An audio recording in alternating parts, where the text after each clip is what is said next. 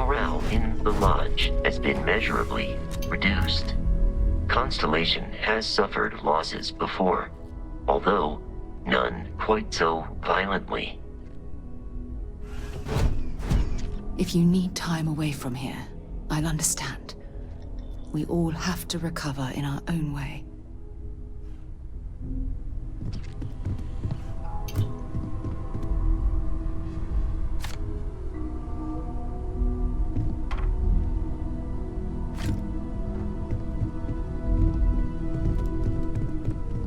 We'll get through. Things are gonna be rough for a while.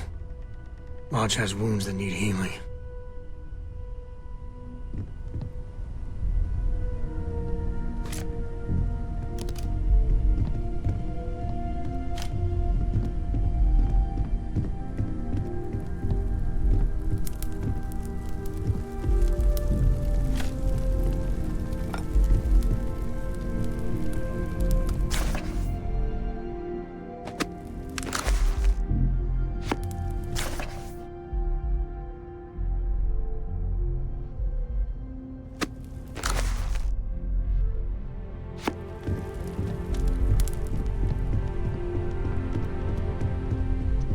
I will be monitoring everyone's vitals for signs of continued trauma.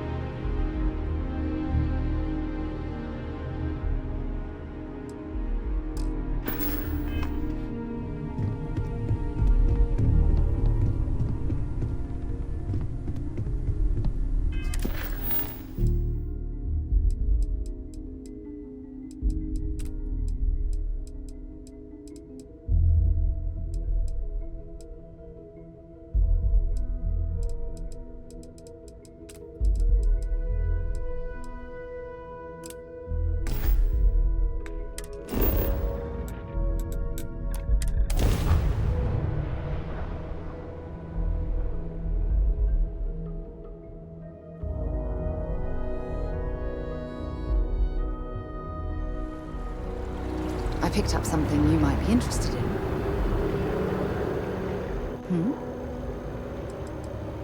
Oh, yes, of course.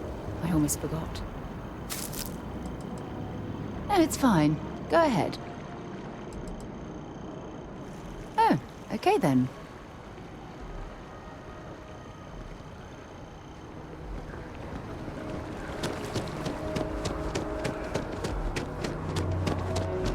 Always good to see another badge.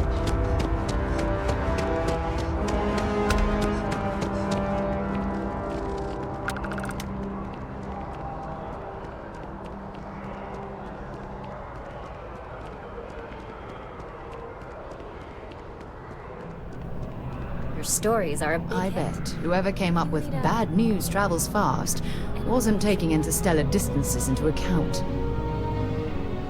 You have that look in your eye. What's the scoop? I already interviewed an ex-pirate about the robbery, but she was as reliable as good coffee around here. So you were there when it went down? What were you doing there?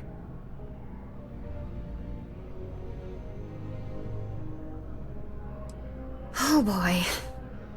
Anything you tell me as a source, I won't reveal. But there's limits to my journalistic integrity. That said, I've heard maybe the captain had it coming. Tell me about this Captain Petrov. I've heard he's a bit of an eccentric. What was your impression of him?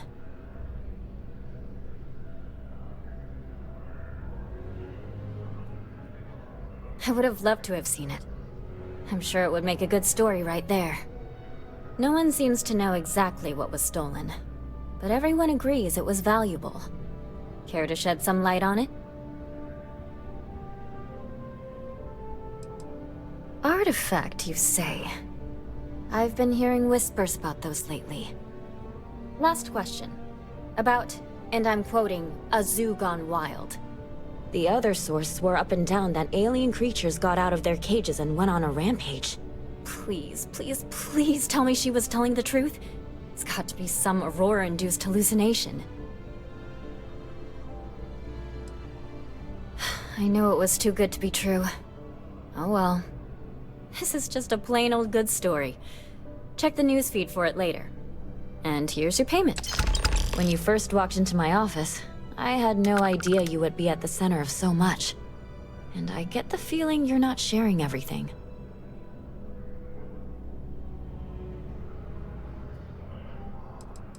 I get that. Really. I do.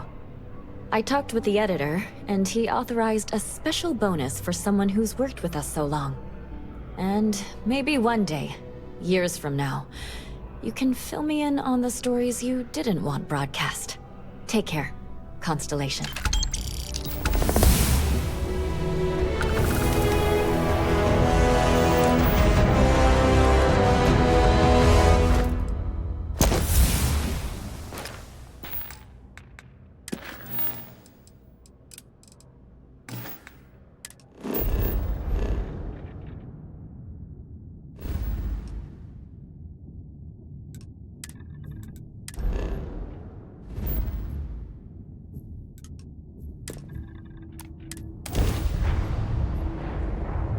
Fun? Now what?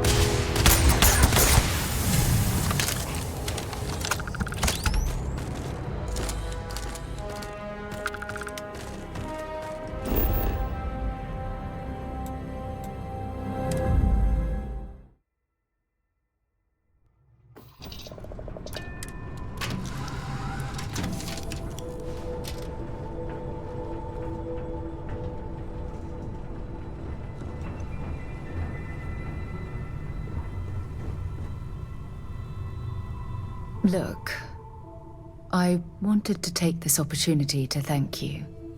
The fact that you risked your life to save me, I don't know what to say.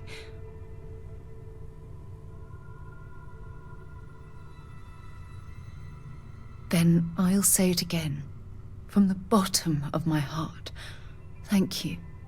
My only wish is that my rescue hadn't come at the expense of Barrett's life. He was one of my closest colleagues and a cherished friend. He always knew how to make me laugh. I'll miss him dearly.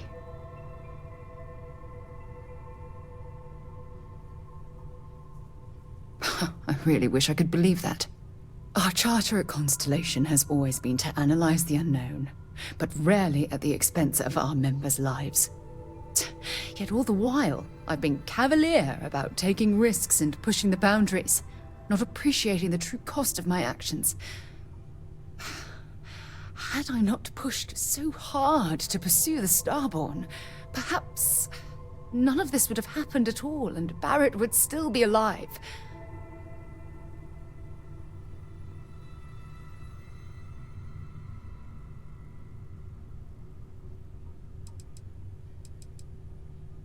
Of course I can.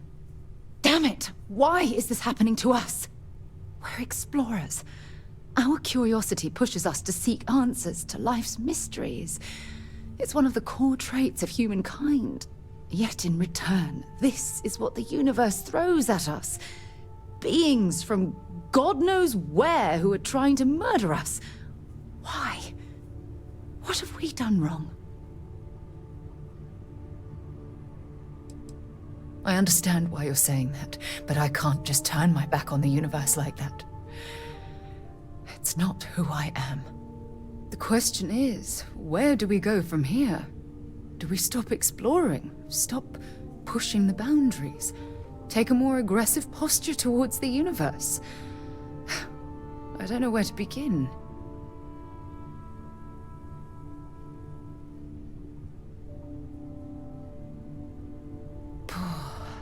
I suppose you're right.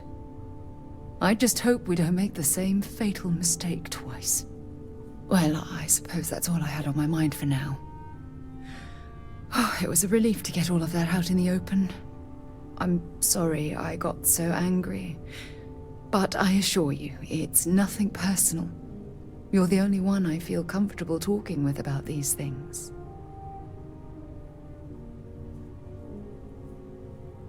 Good. Because I expect this won't be the last time I intend to cry on your shoulder or scream in your face. Well, we have a long road ahead of us. I suppose it's high time we get back to work.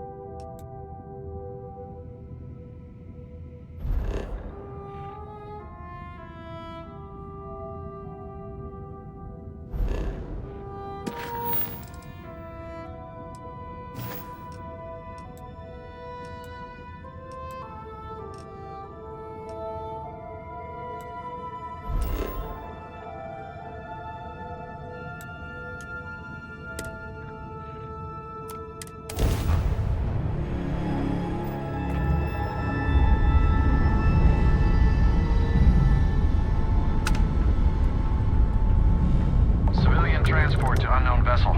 Please acknowledge. This is a commercial passenger transport line. miner wanting to alert you about hostiles in the system.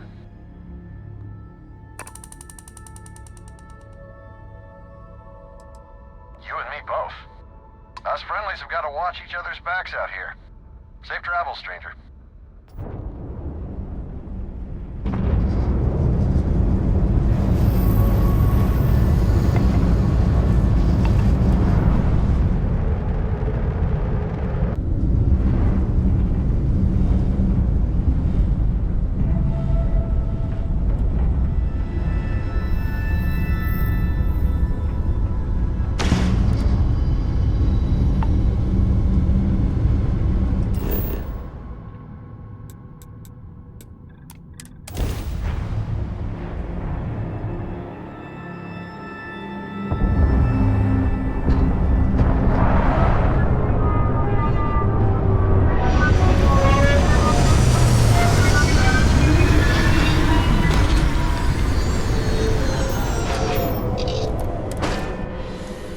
People complain about wearing their suits on field expeditions. To me, it's like a second skin.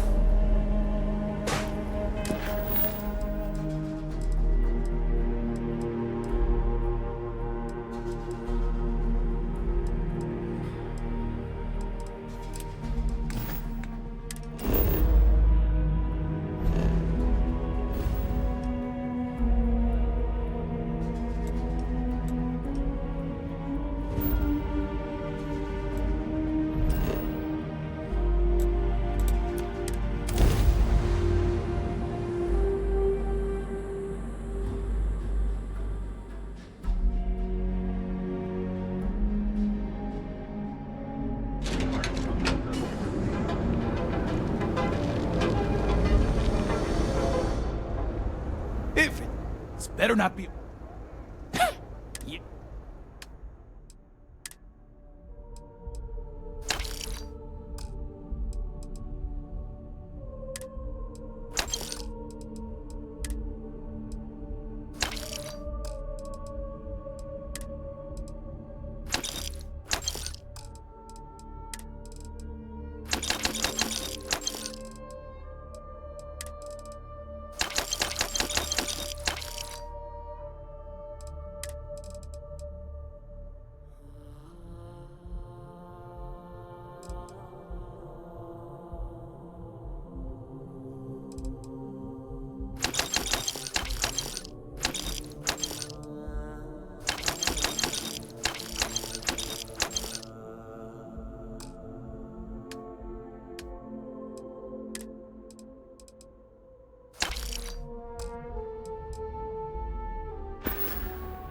All right, buzz off. Busy.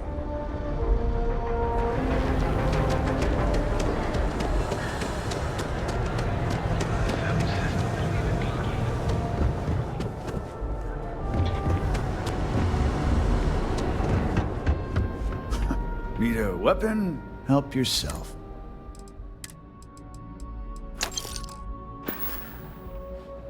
Door's over that way.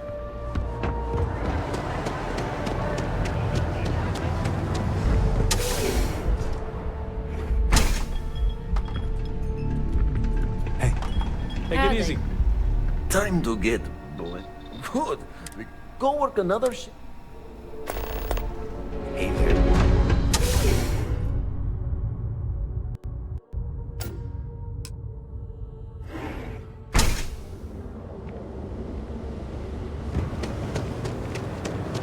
Hey there, friend.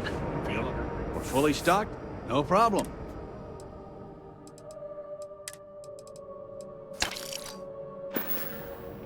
Thanks for stopping by our shop.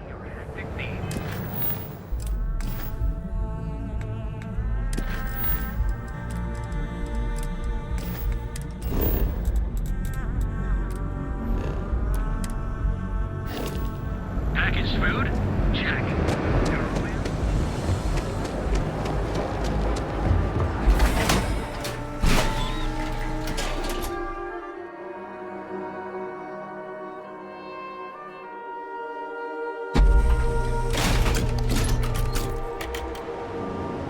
Welcome to Champs.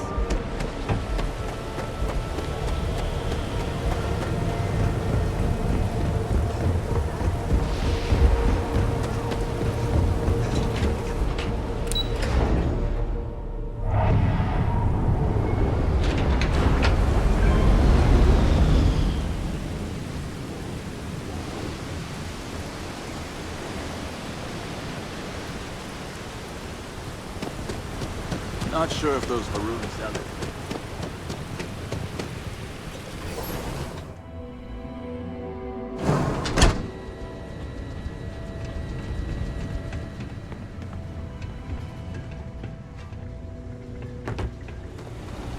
Craft, one batch.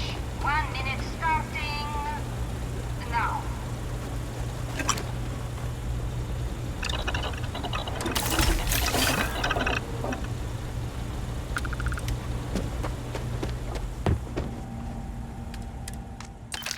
Assembly complete. Craft, one batch. 1 minute starting now.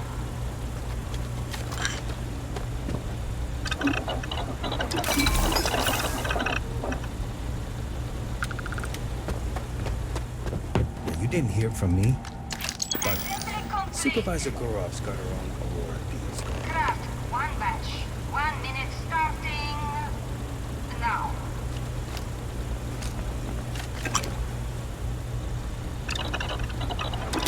He'll be certain to put that to good use.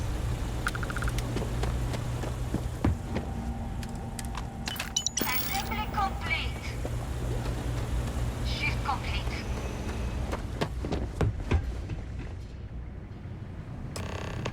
All those years of college? Totally paying off. Hey, Riley. Maybe you'll find something fun over here. Like Kaz and Best Tacos. I'm up for doing this again. Bye. Guess what I'm not having for dinner? If you said seafood, you win a prize.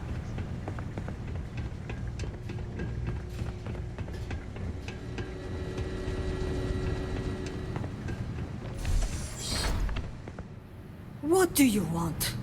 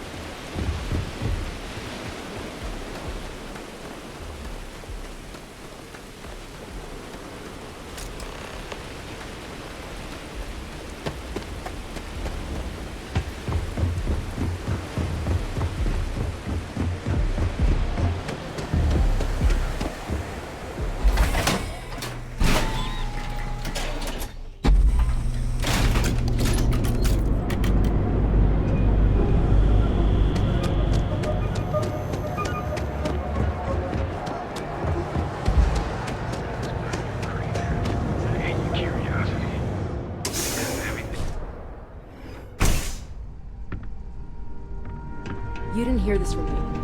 Those afflicted mercenaries? Just another lump. Faction- You keep this up and... That's why they...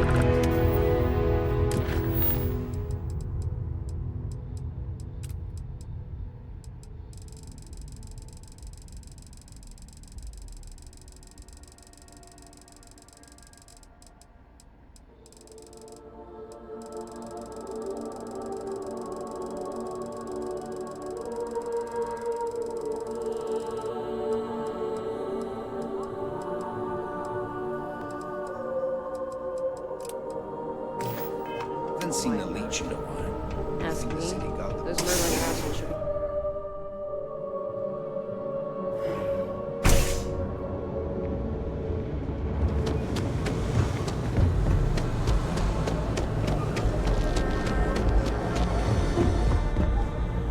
You need to move some merch. Now we're getting.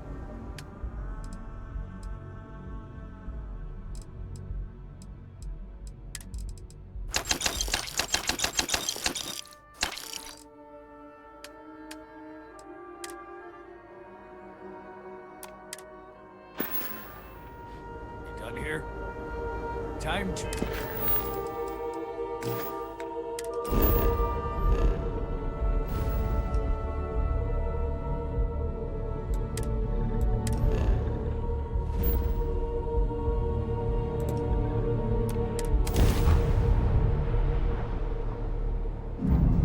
This is UC Security. Prepare to be scanned for contraband. Scan complete. You are clear to land at New Atlantis.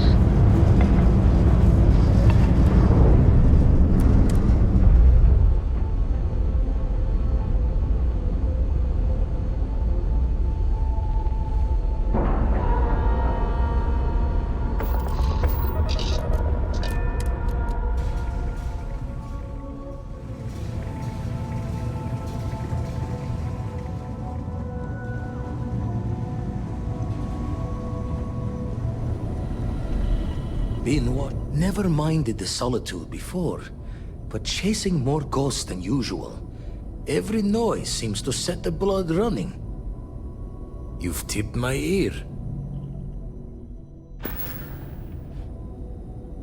Found one.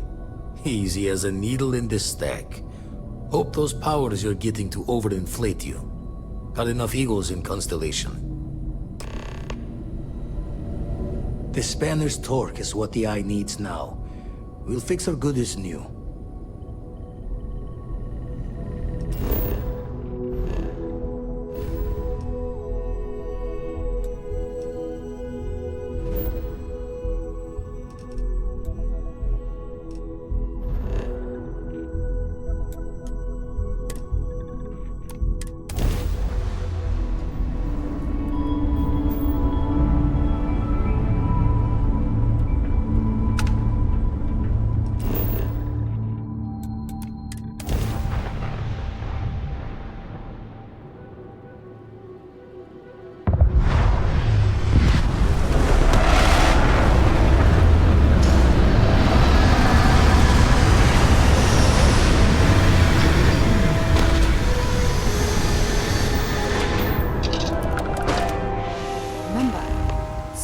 forms don't need spacesuits, so keep your eyes open.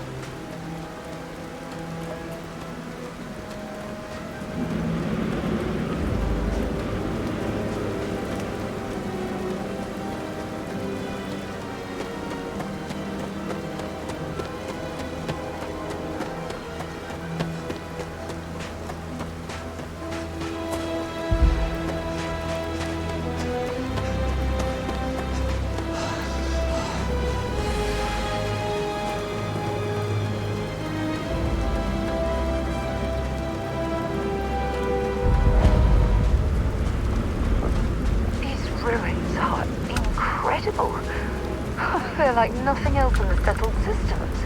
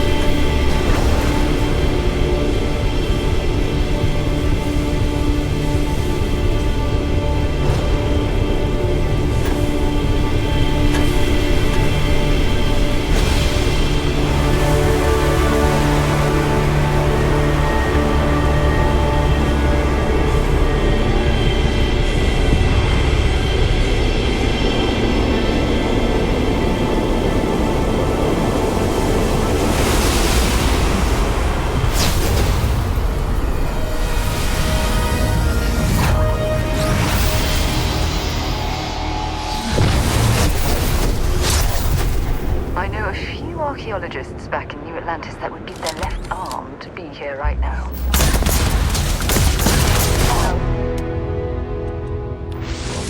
Don't drop my gun.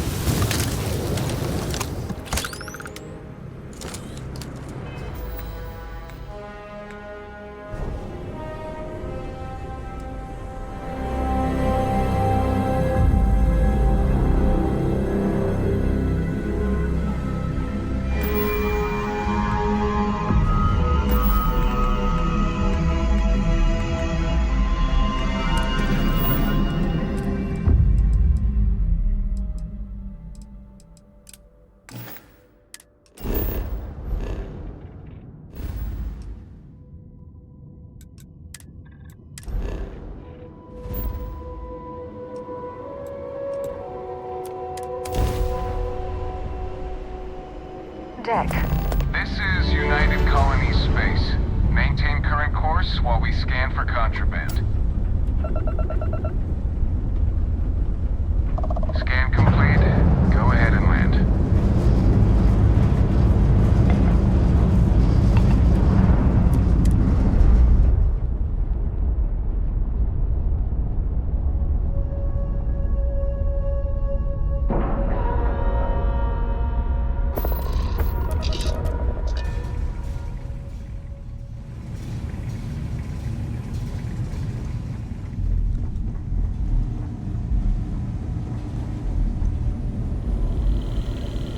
This been washing red here and there all over the station. Grim work. Lucky I noticed a pattern in one of those artifacts you pulled out. Here.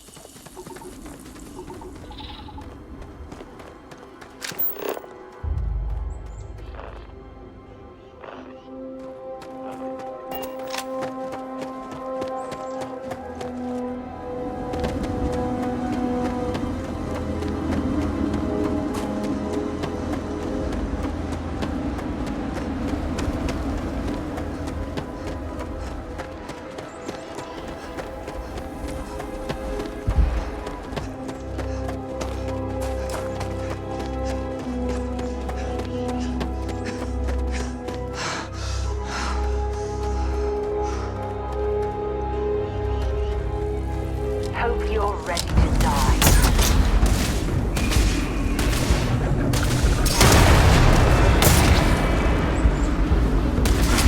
Goodbye.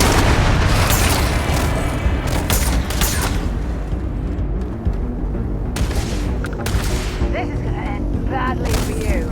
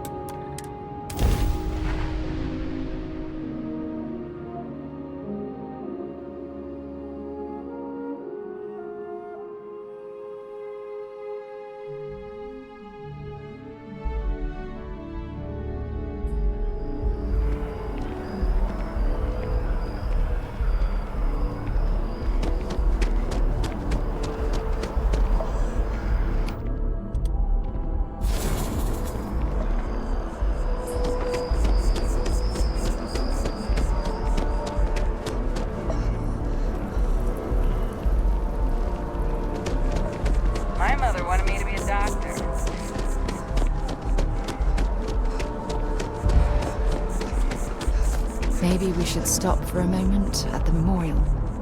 You know, to pay our respects. Keeper Aquilus, can we have a moment?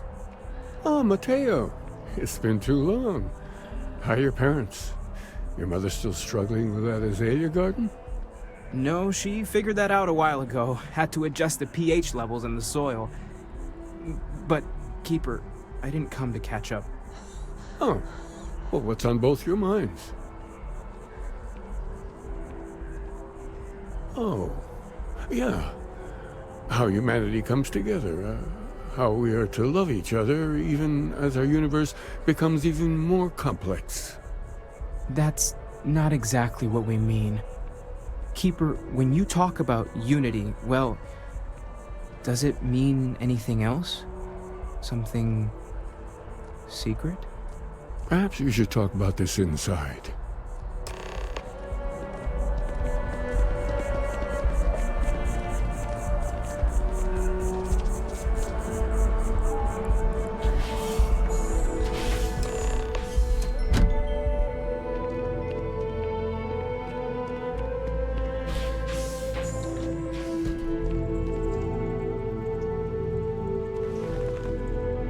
Now that we have a little privacy, why don't you tell me exactly what it is that brought you two here?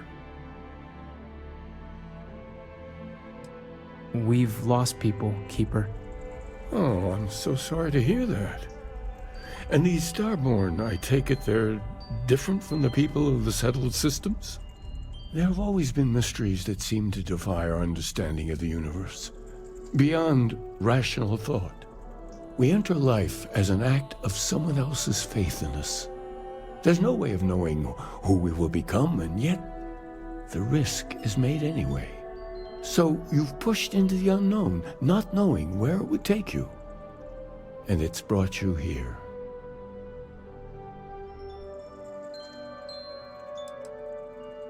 Now wait, I know it's frustrating to be in the dark, but if you're willing to struggle for just a bit longer, I think I can give you a path to discovering its meaning. There's an old story, far older than the Sanctum Universum, of someone who walked the settled systems and saw every corner of it.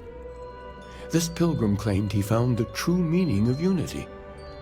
I always thought of it as just a parable for trying to bring humanity together, but maybe it's more.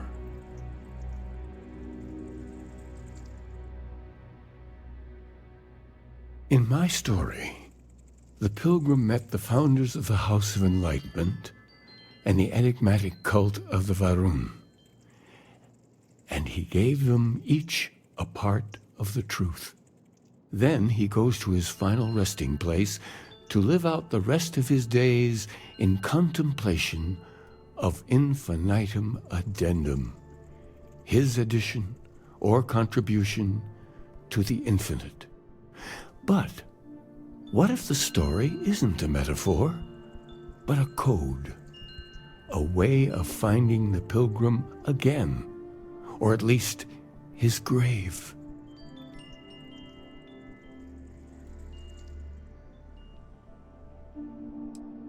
I agree. I think you need to talk to them about this unity pilgrim. And clearly, not just in a theological sense, as I have. The enlightened work out of the well here in New Atlantis, helping the poorest citizens find a better life for themselves. The rune worshippers are more enigmatic, but there is a lone zealot that was captured recently for attacking UC ships. I visited her a couple of times. Hopefully, she'll be willing to talk to you as well. I'll stay here with the Keeper. We need to catch up. And I wouldn't mind asking him a few more questions. Something you need?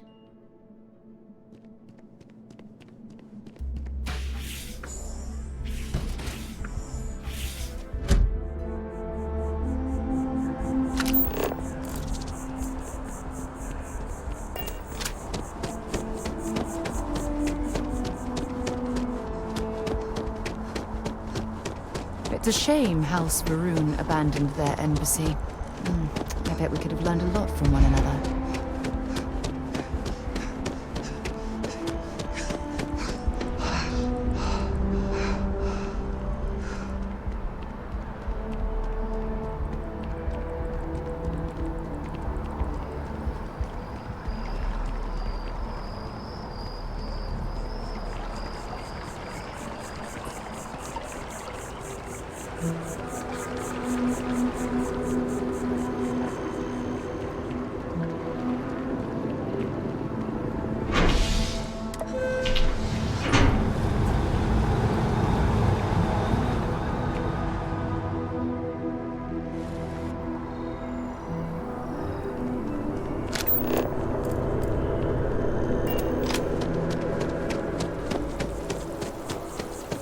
I've always liked that statue.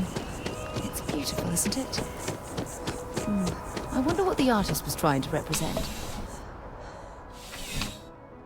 Contrary to what you might have heard, UC security personnel are good people.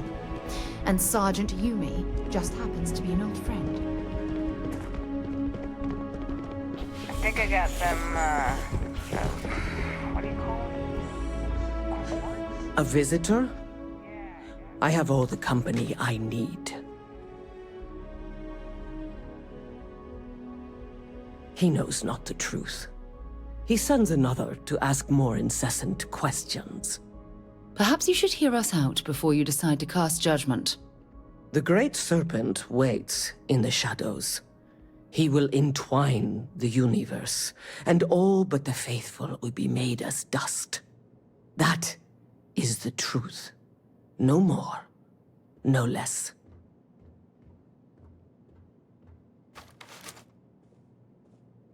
Anything you could tell us would be tremendously helpful. Yes, I have spoken to your keeper about this.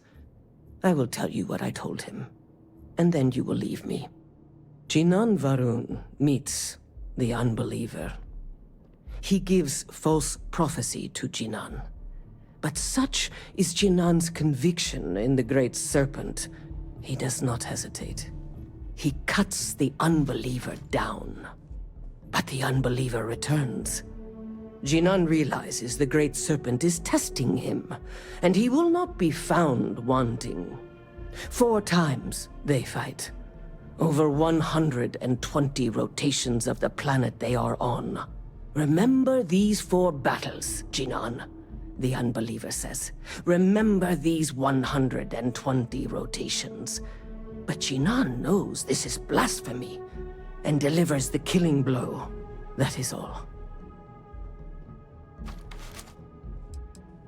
I have heard of no such thing.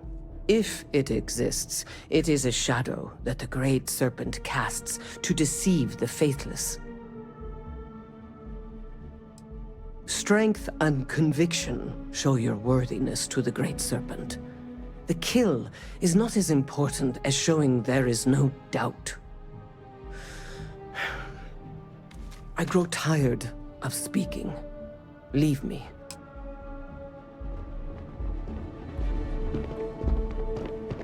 Ranger?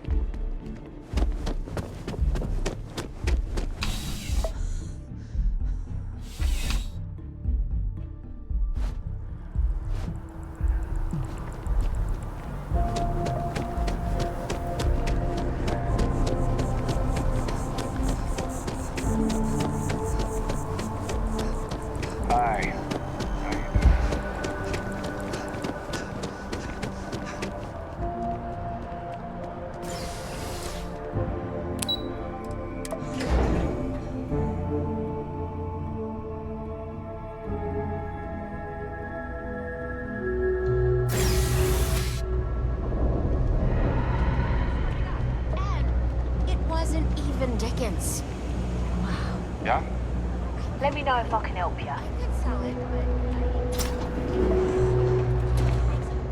Welcome to the House of Enlightenment. If it's about the financial or food assistance programs, we are backlogged. Don't worry, we're doing everything we can. Oh, you're not? Sorry. Can I help you?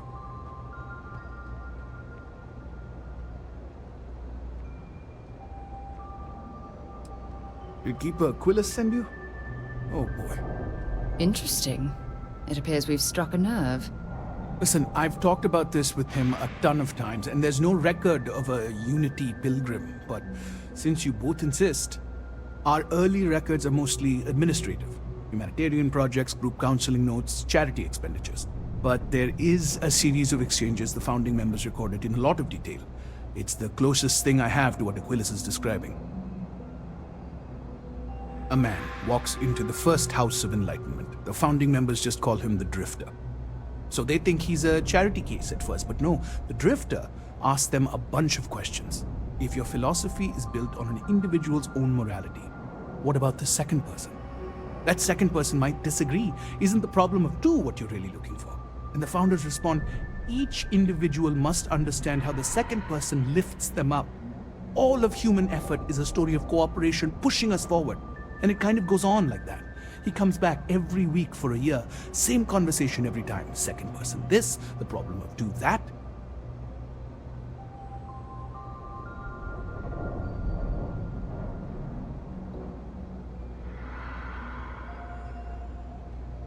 Honestly, I think the founding members made it all up. There was a little more hesitation being openly atheist in the early days. I think they were experimenting with writing their own scripture. Fortunately, that got abandoned pretty quick. After the records of the Drifter end, you never see anything like it again. Besides what the Keeper would say about it, sounds like a gathering point, or a center. Or in mathematics, it would mean one, like the one, the first or the beginning. Always happy to help. If you'll excuse me, I've got a lot of aid efforts to coordinate.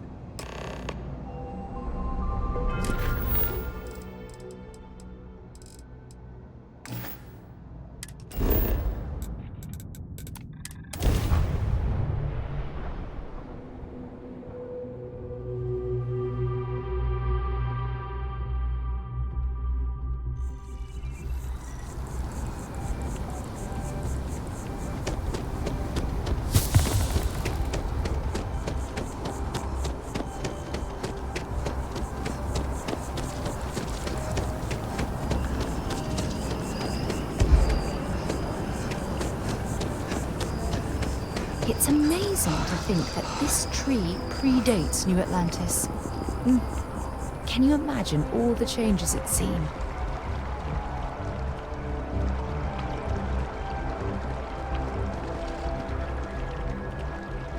Hey there.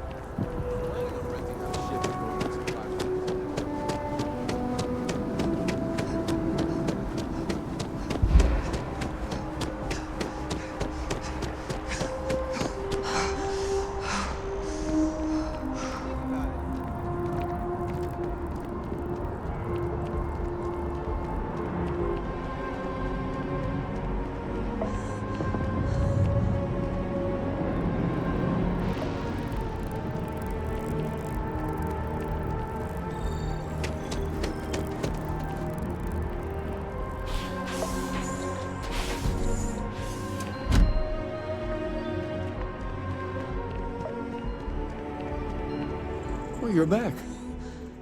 What did you learn? Was there something hidden in their stories, like we thought?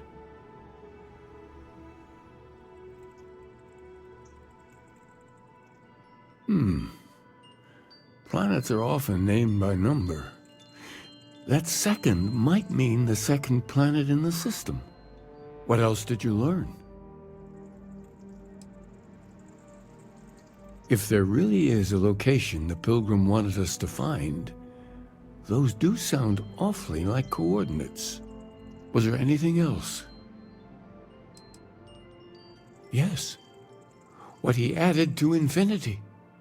Maybe that points to a name. If we're looking for his resting place, we'd need to know the name of the star system, wouldn't we? Let's see.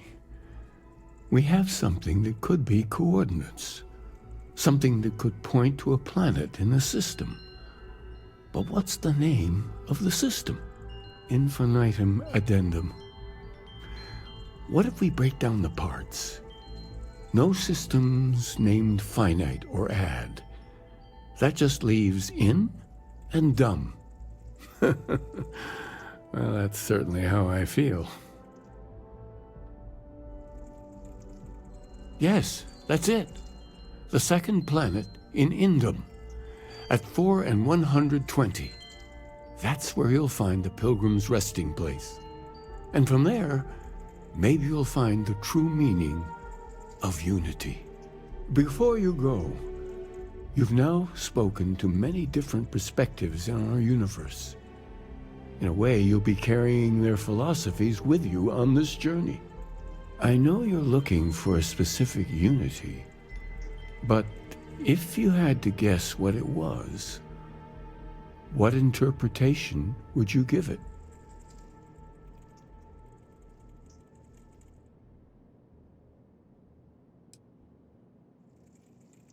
And once you know, what will you do? Even the most objective scientist holds the belief that observation itself will be of benefit to humanity. You will be taking a similar part of yourself with you when you find the answer. Will that not color your perception of it?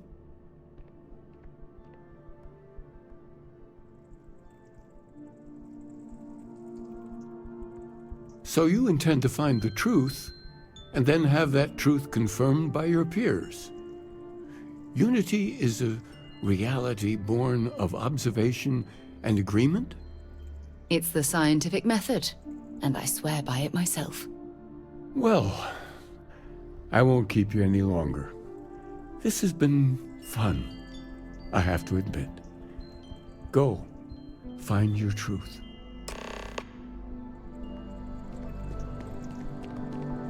Yeah?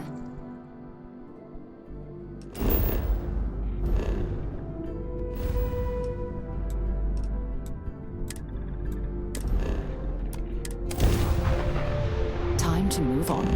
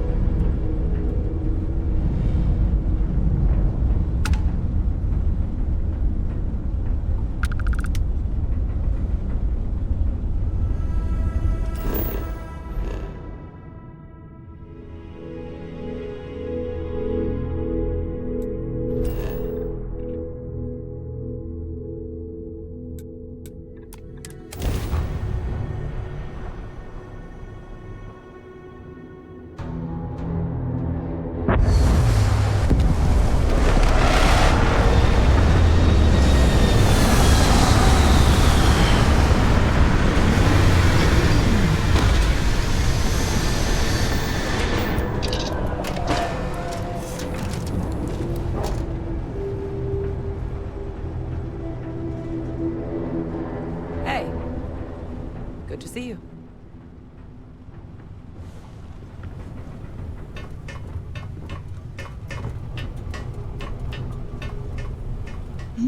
Yes? Indeed I do. All yours.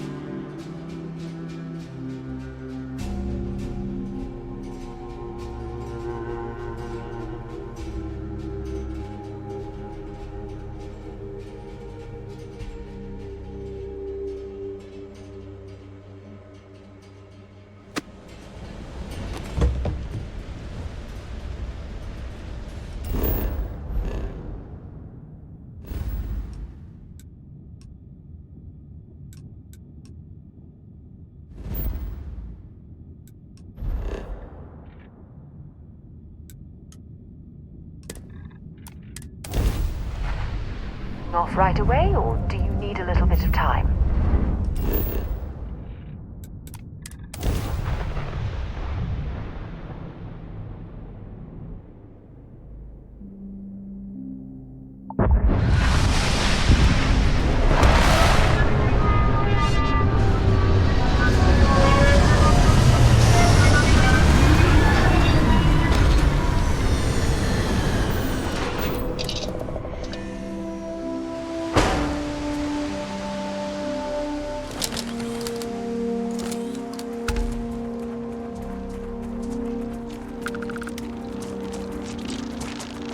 What an incredibly beautiful sculpture. I suspect it was placed here for some sort of specific purpose, rather than as an artistic statement.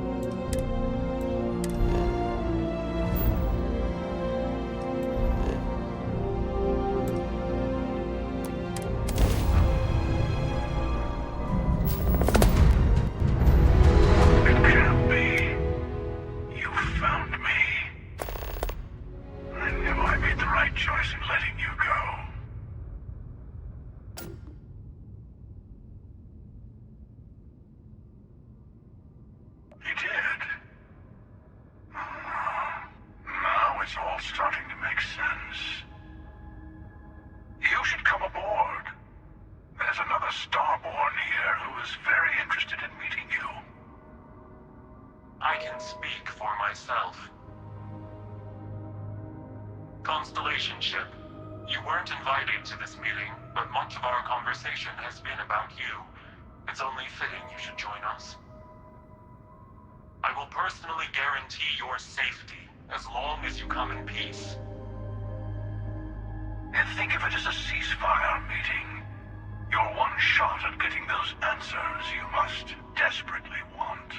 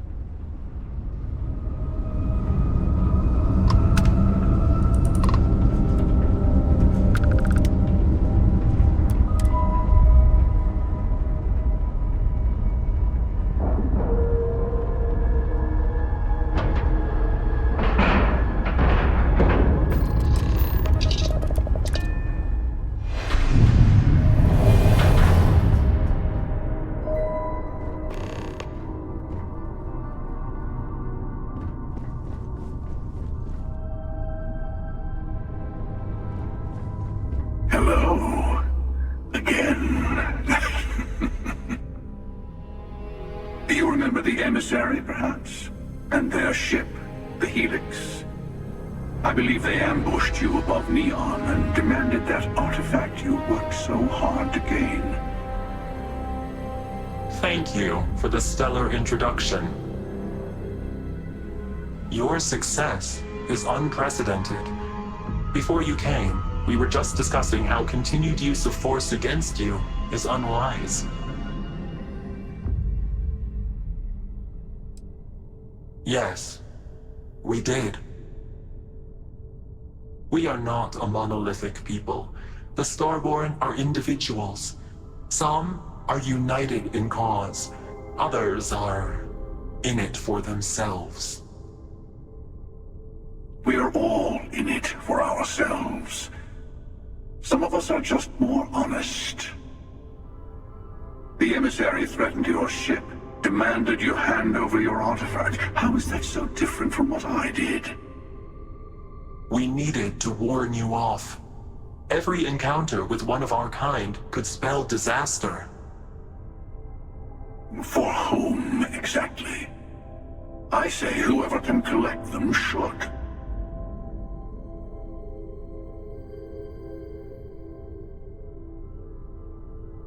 And who gets to say that? You? Me? The emissary?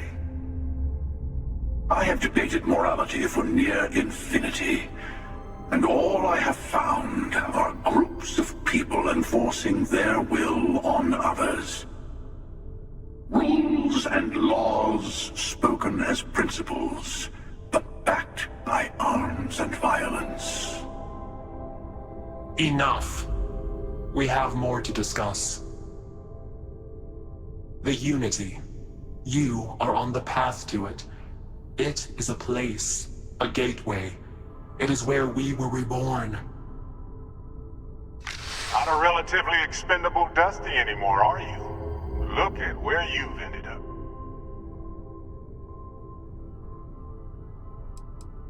I'm not who you think I am. This universe is only the first one you've been to. I've seen hundreds.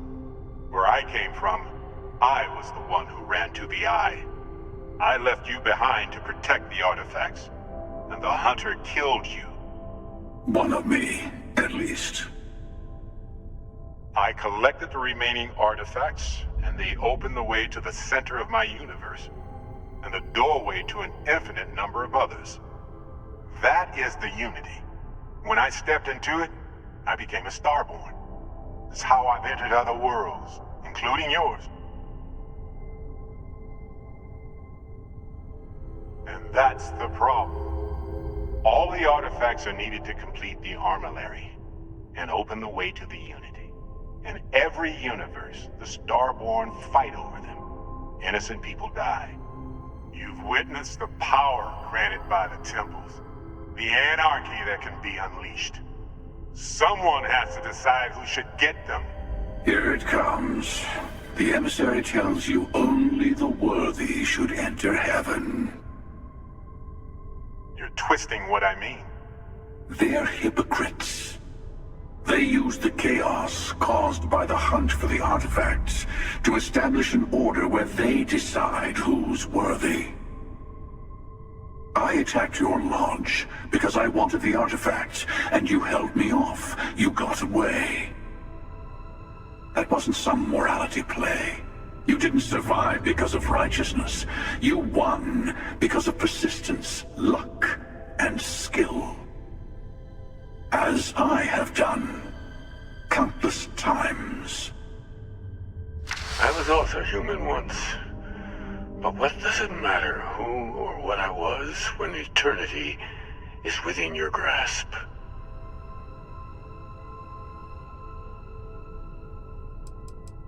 It means I've seen thousands of universes, collected their artifacts, been to their temples. You have a small taste of their power, but it keeps going.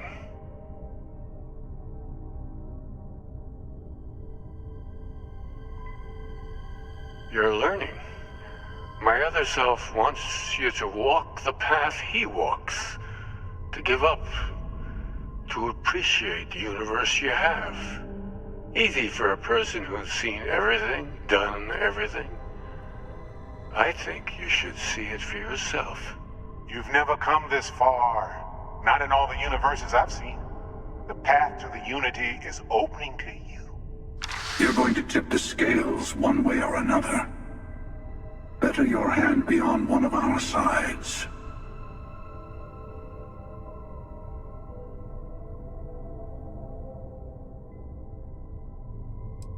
Don't you understand what we're talking about? There's an infinite number of your friend out there in the multiverse. One is right over there. Besides, why fight me again when you don't have to? I want a truce between all three of us. Give you some time to think over which approach to the Unity is the one you want. Mine or the Hunters? Yes. Let's see how willing you are to live under someone else's rules. Just remember, one of us isn't trying to judge you.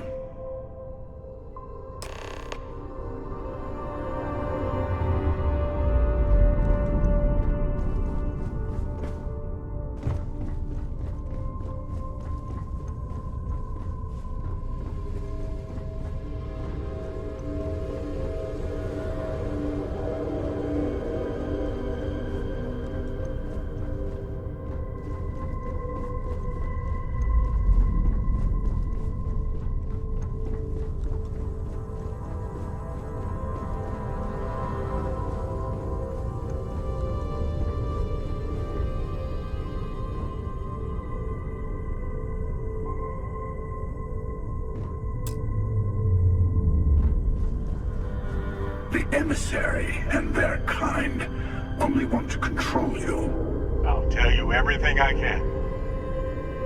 I know we're not the same people we met in our universes. Still, it's good to see you again, old friend.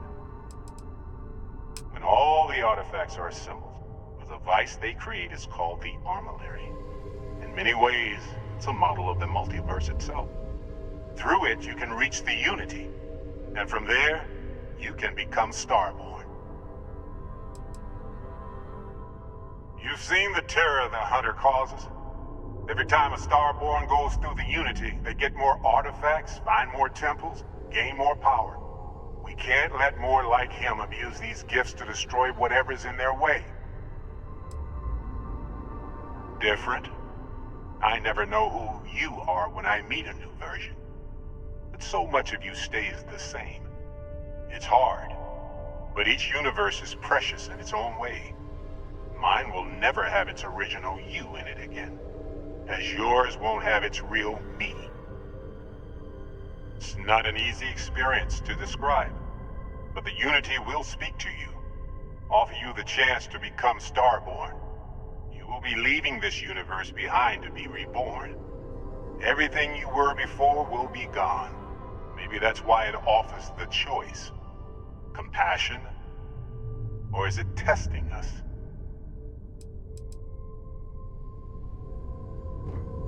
You might think the emissary is on your side, but your persistence is what forced them to tell you the truth. Remember that. They enter the Unity, take artifacts from others, employ force. All the things I do. I am many things, but I would never tell anyone what to do with their gifts. That is your decision, not someone else's. The emissary wants to become the judge of who gets to enter, but the Unity itself doesn't judge. To see what would happen, of course. You might not understand just how many times I've done this. Usually, you're the one who ends up dead, and whoever cries over your body goes on to become the emissary. Sometimes I manage to get you all bunched up and take care of the problem in one go. Sometimes the emissary has gotten to me first, and I never arrive. Hundreds and hundreds of variations of me, packing through Constellation. And it's almost never you. You making it to your ship on your own. That's new. I took it as a sign. I don't get many of those anymore.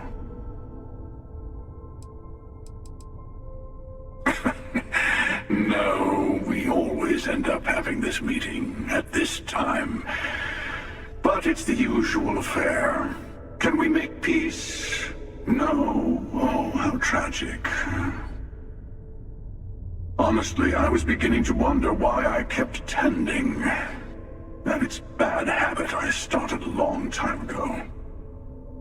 Perhaps I just like meeting the emissary to gloat. But you have provided something quite new to talk about. Maybe you're a random die roll. Or maybe the Unity is finally responding to all my hard work. I've simply found that it's the quickest way. Talking, forming alliances, waiting for the right moment to commit theft. It's all so tiresome. I'll admit, you getting away has been the most interesting thing to happen in quite some time. As soon as I realized what had happened, I knew I needed to wait until this meeting with the emissary to decide what to do about you. Whoever created the artifacts and built those temples is playing a game with us. One whose prize is access to the center of all creation. There are no rules. Whoever gets all the pieces wins. And I've won. Over and over. I don't kill for the Unity. I find the easiest pathway to it.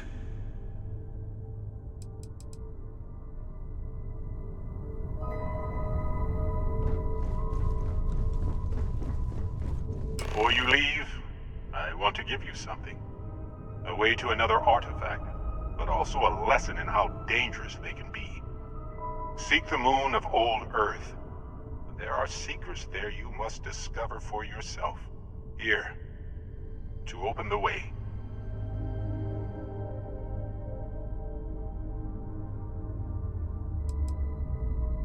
That is all I ask.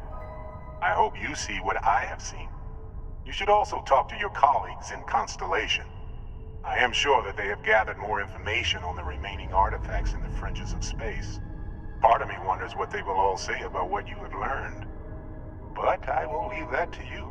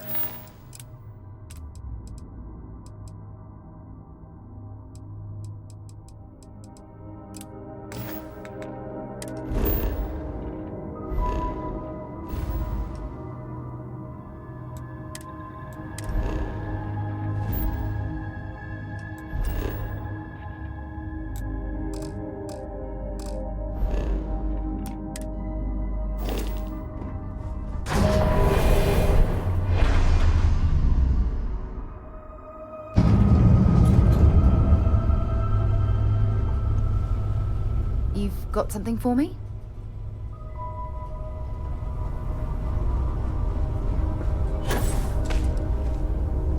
Any new orders for me? Yes?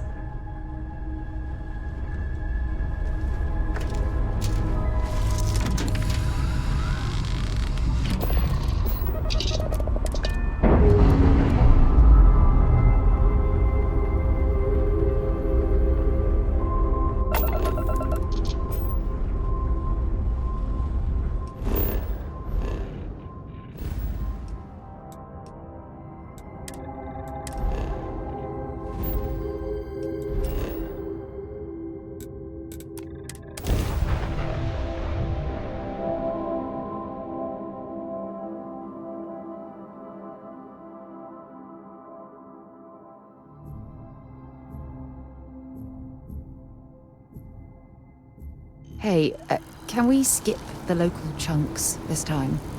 Never agrees with my stomach.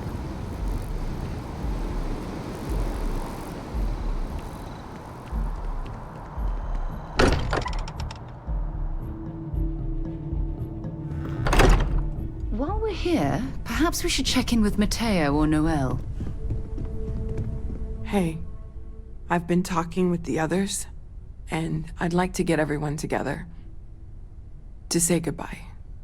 You know, to Barrett.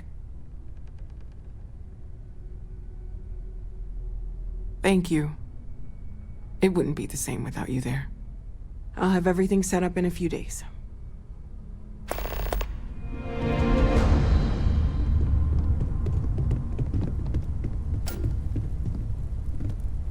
Mateo told us about your pilgrim's voyage.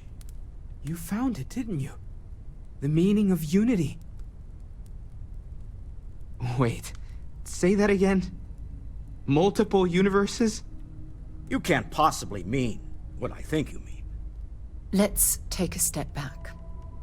This is everything we've been building towards, and the implications are a lot to take in. Could you explain the part about multiple universes one more time for everyone? Yes, I wouldn't mind a little more detail.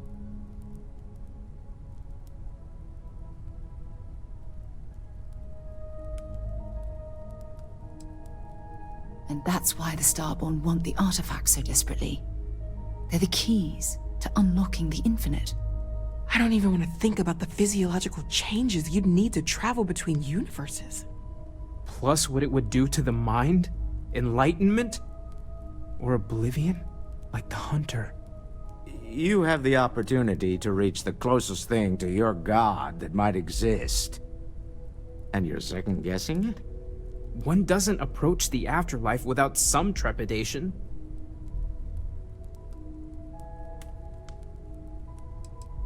You're right. This is a lot to take in. Take some time to process, everyone. We finally have some answers. Now we need to figure out what to do with them. Not to make a sharp turn in a grand tale, but I got the eye fixed up. Bruised, but still blinking. Let me know when you're ready to follow up on what it's seen.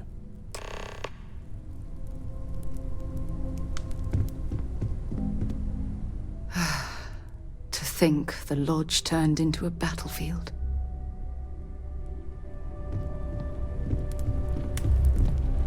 These last glimpses from the Eye are from the farthest fringes of known space. Could be the only remaining pieces outside the hands of the Starborn. Catch a smile out there. Everyone is staying in their rooms a lot more lately. Guess we all need some time to process. I thought I had a grip on the situation. I'm not so sure anymore. The Sanctum Universum believes that God wanted us to travel the stars. That's gotten us here. Is this... Could this be the next step in that journey? Is this what we were meant to learn out here? Could the unity... Could that be God? Or a way to reach him? After everything we've discovered, everything we've been through, everything we've lost, I can't help but wonder where this all leads. It's all gotta mean something. The one thing I'm sure of is that we have to see this through. We need to find the rest of the artifacts.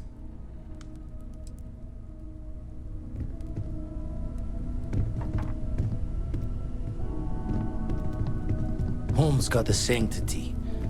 Hard to fix once it's broken. The Lodge is still our home. We'll make it feel that way again. Things are gonna be rough for a while. Lodge has wounds that need healing. Certainly.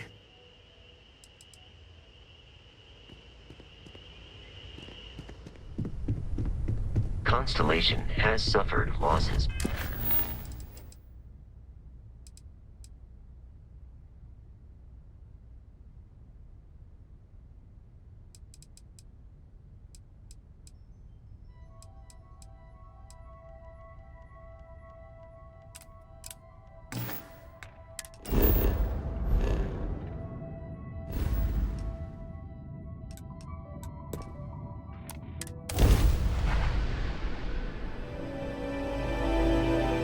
Pleasant change of scenery.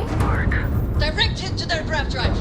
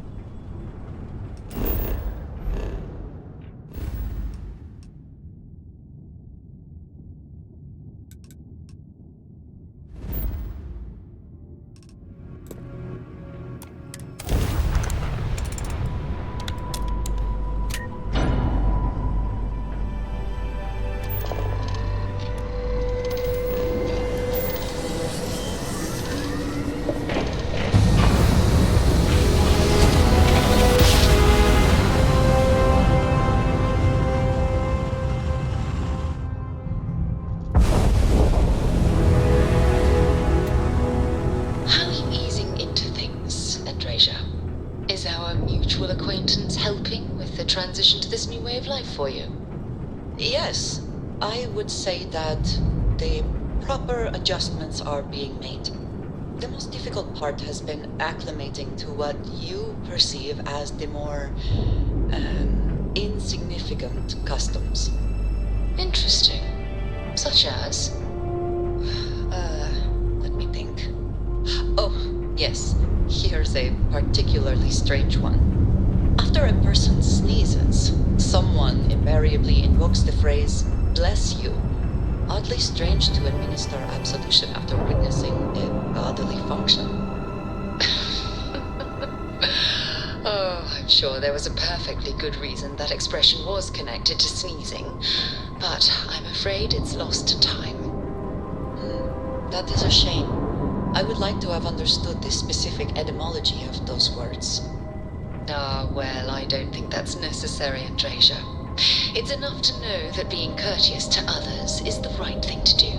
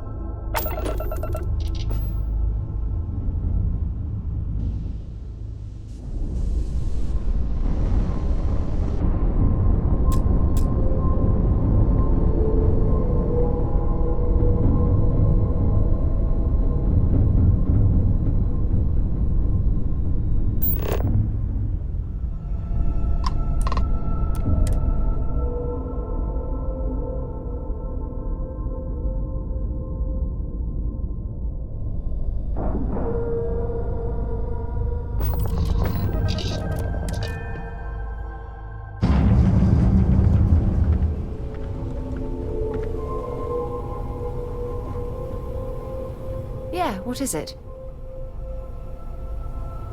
Do you need me somewhere? Yes, you need me?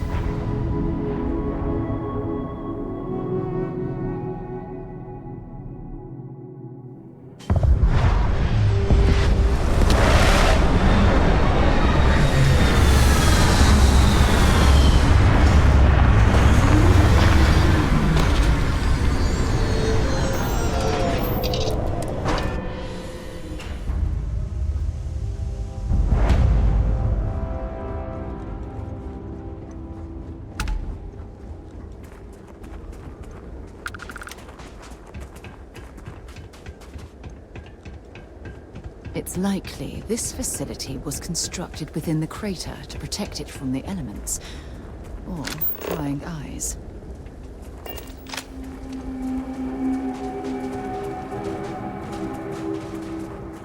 Nobody can stop the Crimson Fleet.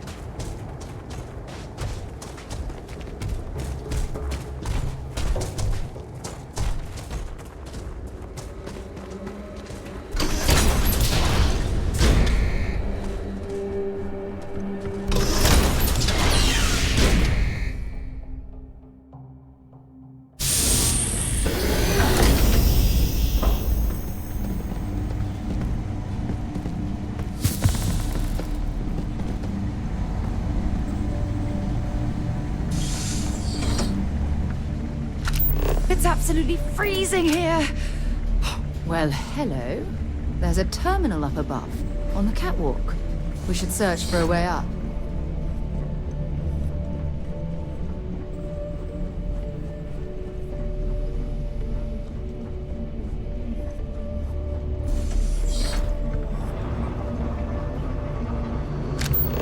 I wonder how this poor soul ended up this way. Such a shame.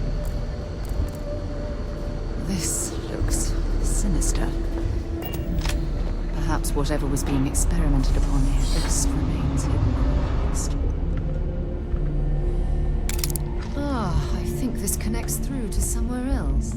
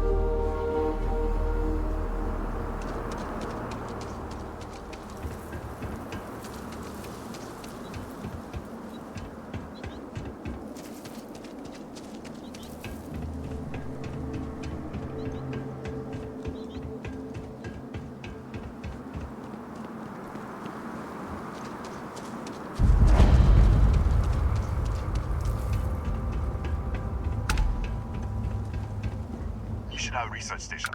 You speaking. What is your business here? What? We haven't sent a distress signal? Nothing on the comms. No other ships in the system since our last supply drop.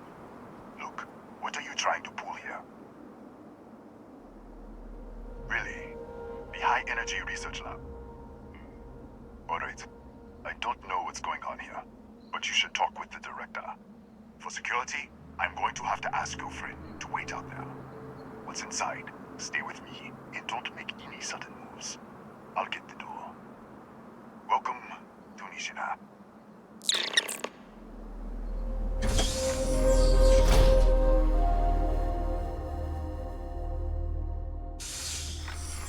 Step forward. Scan is clear. One moment.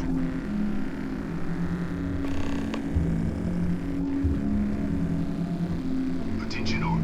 I am declaring accordion. All sections are now on lockdown. Senior staff, protocol Delta.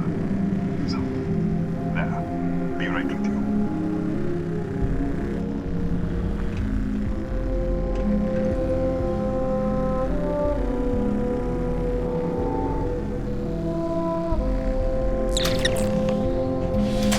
Ethan Hughes, Chief of Security. If you'll follow me, I'll show you to the director. We're a small research station in the middle of nowhere. Pirates eat places like these for lunch. It is my job to make sure that we are not on the menu. We'll take the back way up.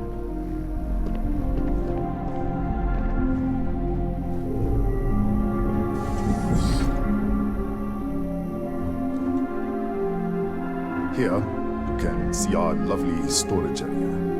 Don't touch anything. So, Nishina was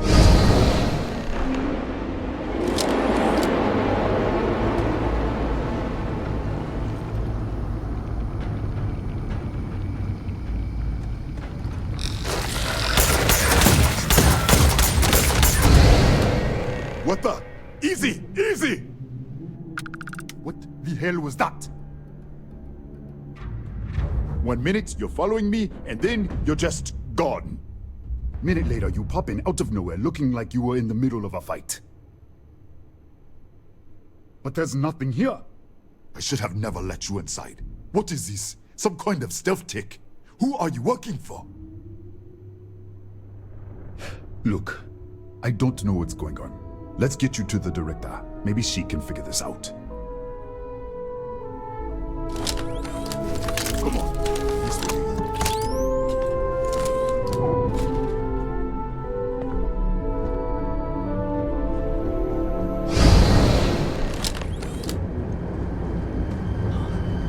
Who's there? Oh, thank God. Finally, someone came. The distress signal. You picked up the distress signal, right? What do you mean? Wait, how did you get in here? Hughes? Ethan Hughes? But he's dead. No. No. This doesn't make any sense. Unless the accident. Maybe this is a side effect of the accident. If the probe is still feeding power to the distortion, then... Right.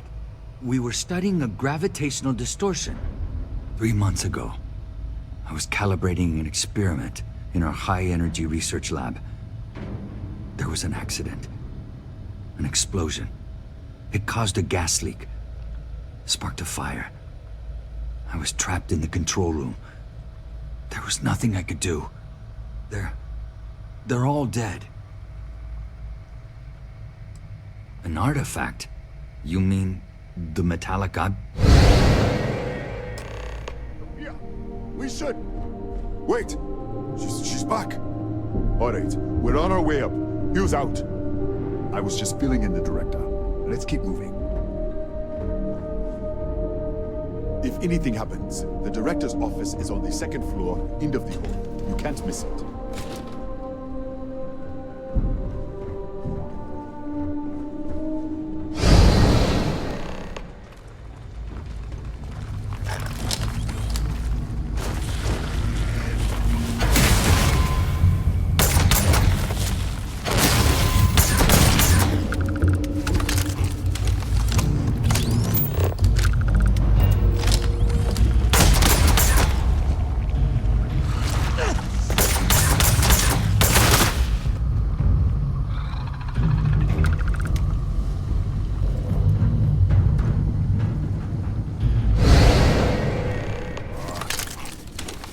This way.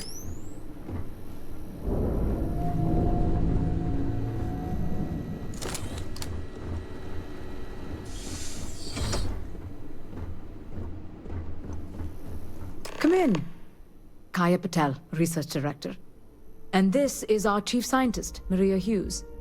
Ethan said you disappeared right in front of him. Twice now? 3 times? Director, you can't be taking this seriously. Look, I don't know who you are or what you're doing here, but there has to be a rational explanation for all of this.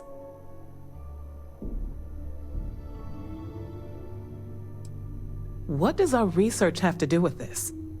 No, it's fine. Let's start there. This facility and the research level 2 kilometers beneath us were built to study a gravitational distortion. 3 months ago, our chief engineer was calibrating an experimental probe when something went wrong. We still don't know what happened. There was a series of explosions, and somehow it's still running. That would make sense. That's why the field strength keeps increasing. We have a control unit for the probe. After the accident, I tried to use it to shut down the system, but the kill switch isn't responding. We could shut it off manually, but the entire research level is locked down. We can't even get down there. An artifact?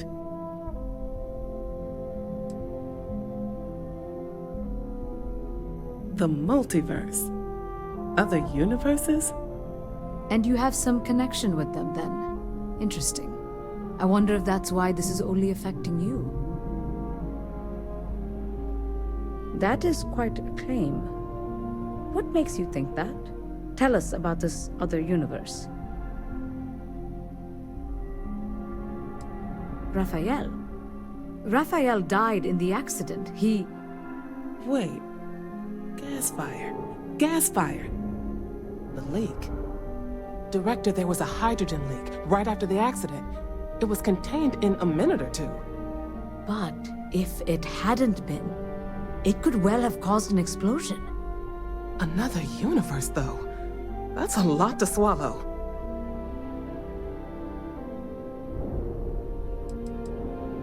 You mean this other Raphael? No. How could we possibly do that? Raphael was a colleague and a friend. If there was some way to help him, I would. But it does seem unlikely. How? I told you the research level's locked down. We can't even use the damn elevator. What? Clever. In this other universe, Raphael survived. He made it back from the lab. So clearly his elevator works. Take it, and you might be able to shut down the experiment. This is crazy. But first, we have to do something about your shifting. We can't shut down the probe, but we might be able to adjust some of the other parameters. It's risky. We don't know what we're dealing with, but... All right. It's worth a try. Then it sounds like we have a plan. Come with me. The control unit is in the fabrication lab next door. What have we gotten ourselves into?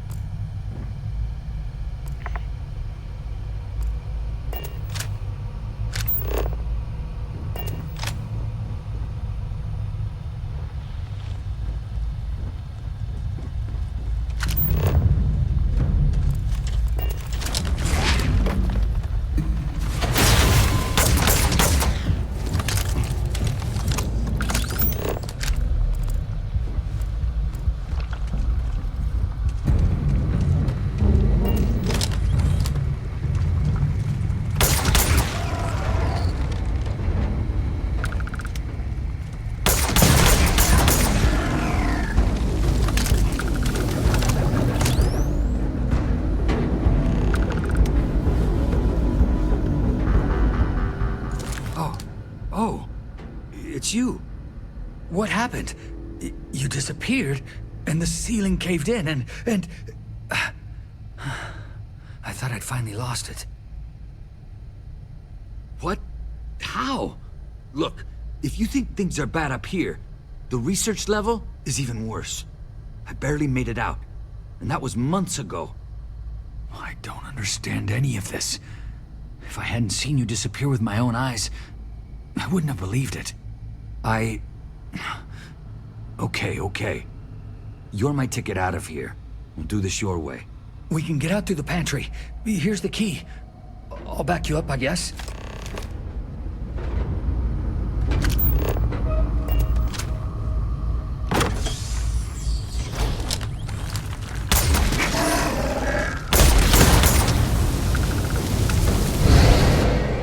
What the? Security breach! Go! Everybody out!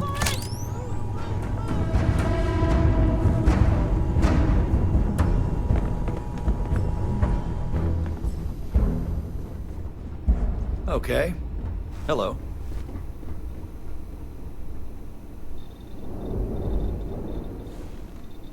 Yes? What?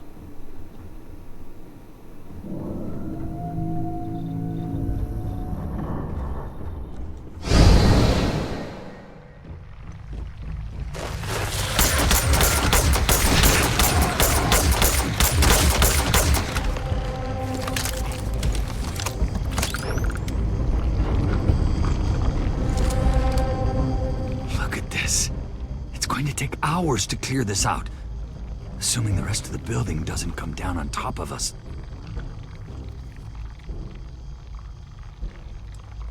I'm not sure. It might stop whatever's happening to you. It's a reasonable theory, I guess. How should I know? You're the one who keeps winking in and out of existence. I just want to get out of here. Go do whatever you're going to do. I'll see if I can clear a path to the door. They're a native species. We had an electric pulse field to keep them out. The fire took out the generators, damaged the foundation. They just keep coming. I was in the lab, working on the frequency calibration for the probe. I was walking out of the control room when it happened. I heard the tanks rupture. The alarm sound. I only had a second to react. I jumped back into the control room. The doors sealed. I was safe. From the gas, the fire, everything. But I was trapped. There was nothing I could do to stop it. If I had gone the other way, maybe I could have made it to the ventilation controls. Killed the system. Even if it killed me, I don't know. I don't want to think about it.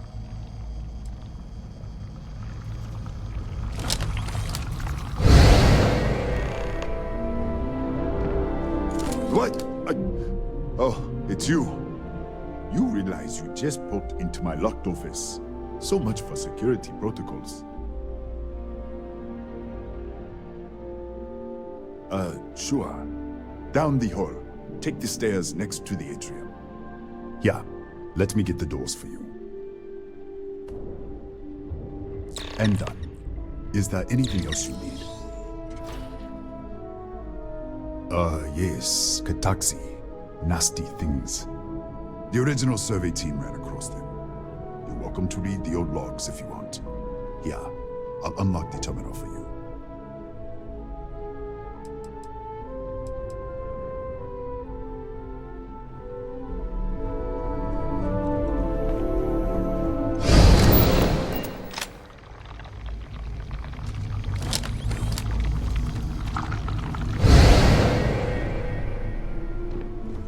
This is just crazy.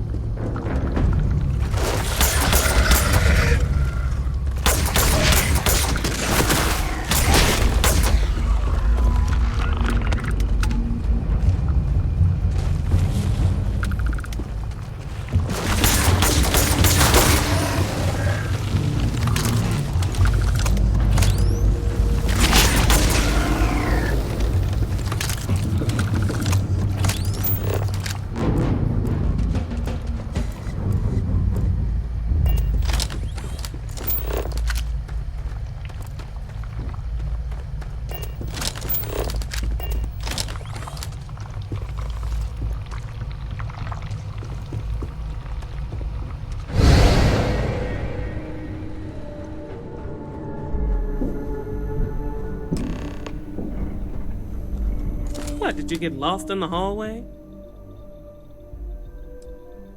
Alright. This is the probe control unit. Most of these controls aren't responding. I'm going to very carefully adjust the settings I can. There's no way to tell what's about to happen. Pay attention and be ready for anything. I'll begin by adjusting the energy feed of the electron beam array. We're at 93 teravolts. Calibrating to 95, 97, 100. Nothing. Let's try the other way. 91, 89. What the? Okay. It looks safe to approach. But what in the world?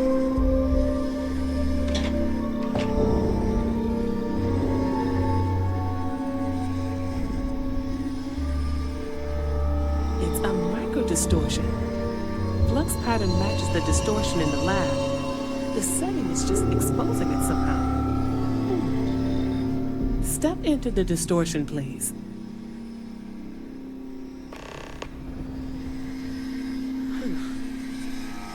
Nothing. No, hold on. There's a slight pattern change. Some kind of resonance. All right, stay there. Let me turn the feedback up for a moment. Calibrating to 90, 91.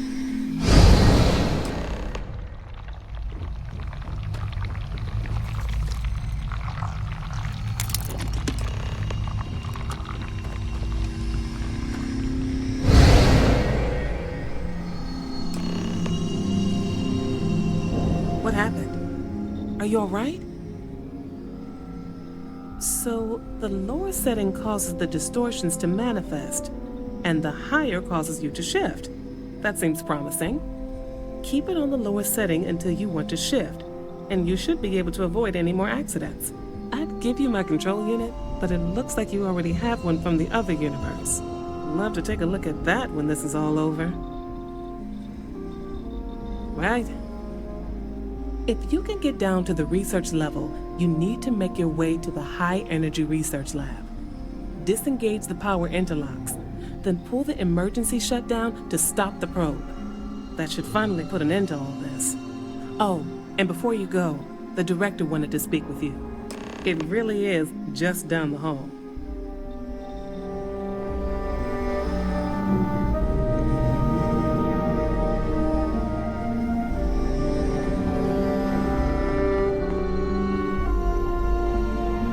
Well then, all set? If you need supplies, I've asked Dr. Barakova to take care of you. It's the least I can do after everything we've put you through. Before you go, there is one other thing we should discuss. If this experiment is the cause of your shifting, when you shut it down, the shifting will stop. What happens then? To you and to us. There's no way to be certain, but let's theorize. Nishina is a closed system, two potential states held in tension. When you shut down the experiment, that tension will resolve. You are the outside observer in the system. Whichever reality you are in at that moment is what will become real. For you and your universe, at least. The question is, which will you choose?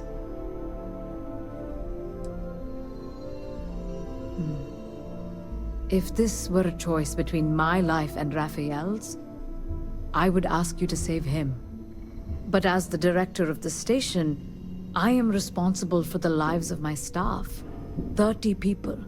People with families, careers, futures ahead of them. In this universe. It's not an easy decision, but I am grateful.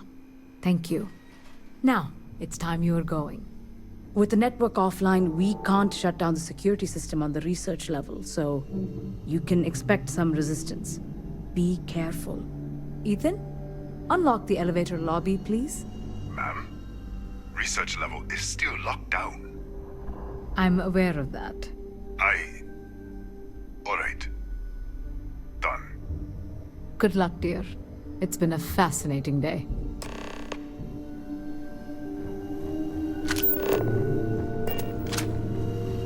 Don't touch the equipment.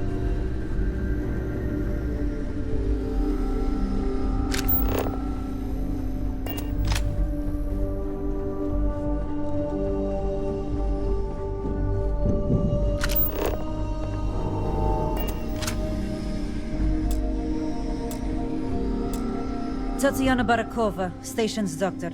This is not a public medical facility, but the director has ordered me to assist you nonetheless. I can spare a few med packs. Beyond that, I am not your therapist, your psychologist, or your cosmetologist. If there's anything else you need, ask.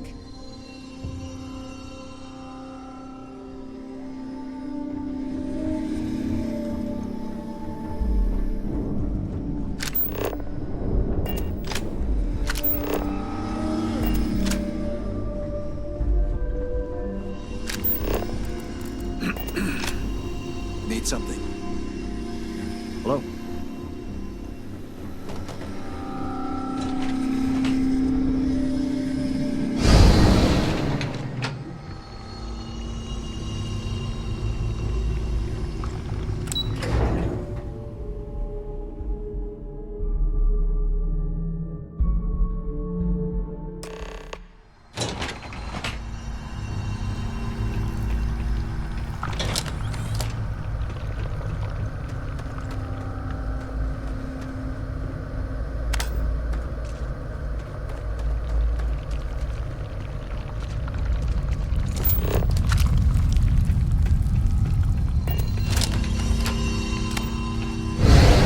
Security lockdown is active.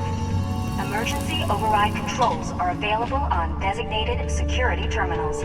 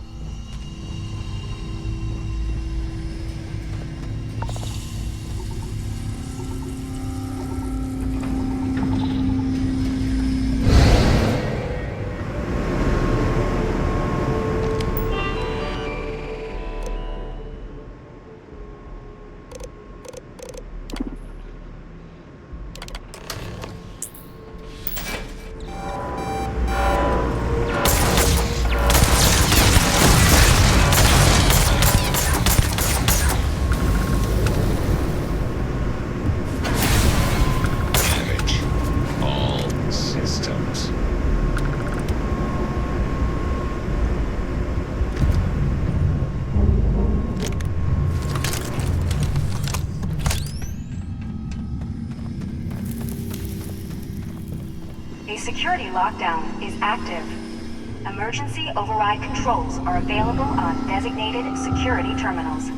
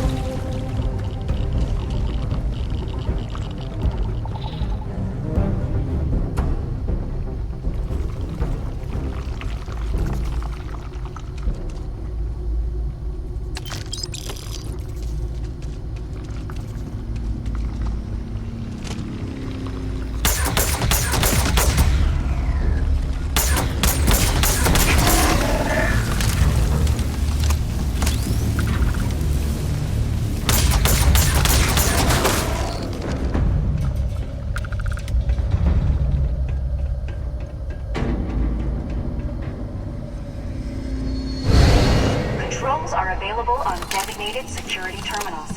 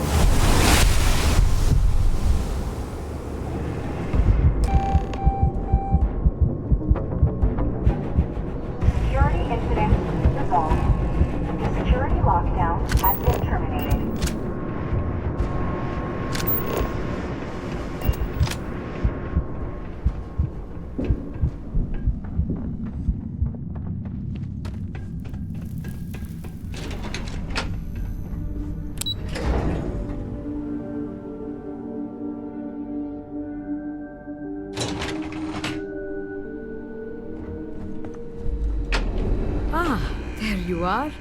Welcome back. Ethan, how are we doing? Research levels back online. Definitely some damage, but it could be a lot worse. We will have to replace a few robots. Yes, well, that's a small price to pay, all things considered. This is a lot to take in. Artifacts, multiple universes. Look on the bright side, dear. Just imagine the papers you'll publish. If anyone even believes this. I am curious, though. Why did you decide to stay here, with us?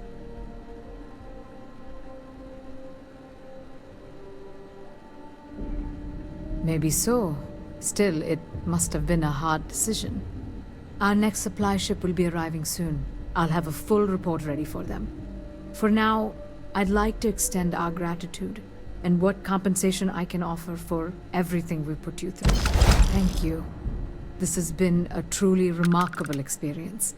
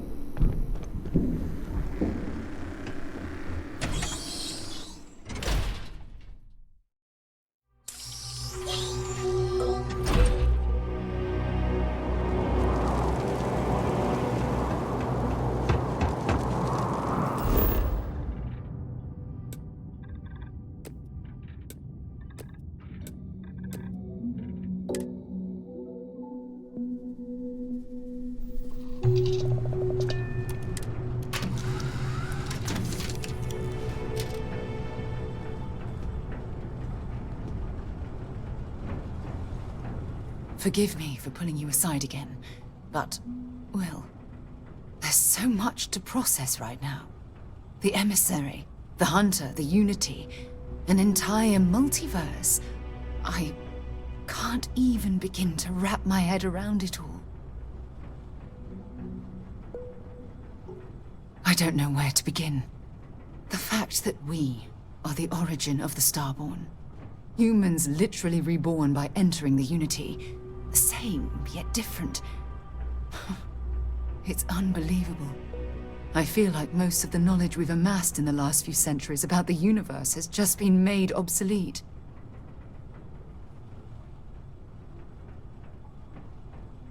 Yes, that's exactly right.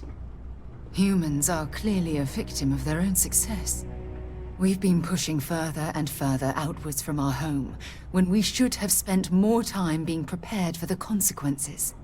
Our current problem relates closely to the nature of humans as a species. This rushed curiosity has led us to enter the Unity and become Starborn.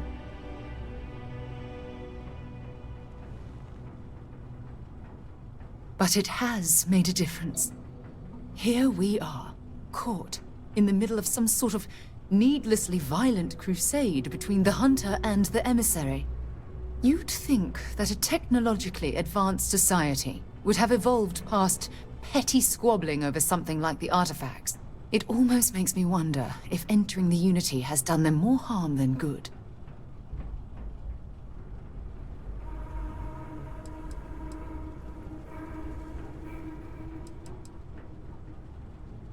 No, that's not it at all.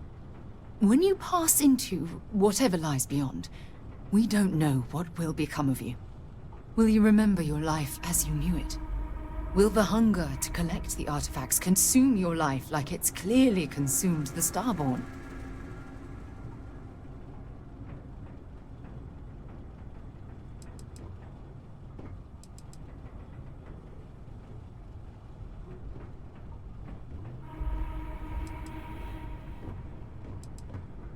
I'm just as curious to find out what's on the other side as well. But that's not the point. As the chair of Constellation, I want all of us to have this opportunity to explore the Unity. It would be the pinnacle exploration of our lives. However, after we enter the Unity, we'll likely evolve. You and I, as we stand here right now, will essentially cease to exist. You're a respected colleague, and I wouldn't want to lose you.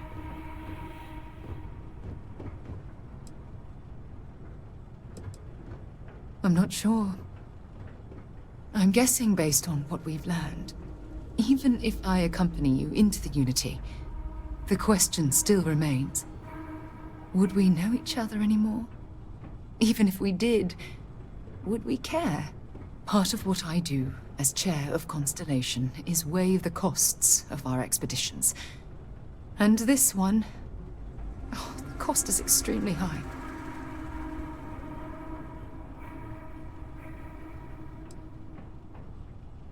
Yes, of course. Of course. Listen. I realize nothing that I say is ever going to change your mind or diminish the enticement of this incredible opportunity. All I ask is that you research the facts before you blindly stumble off into the unknown.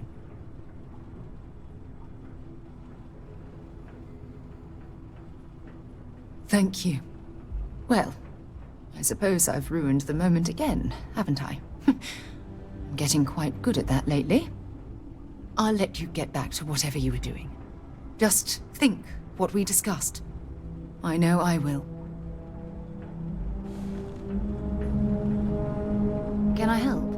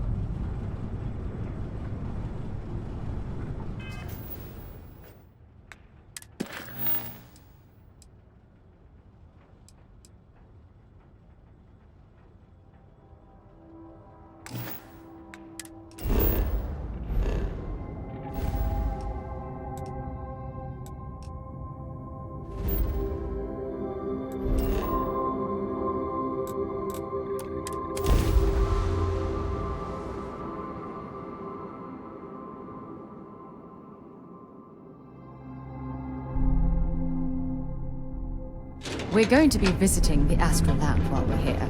I mean, that's a given, right? Yeah, it's better not be a waste. Now we're getting.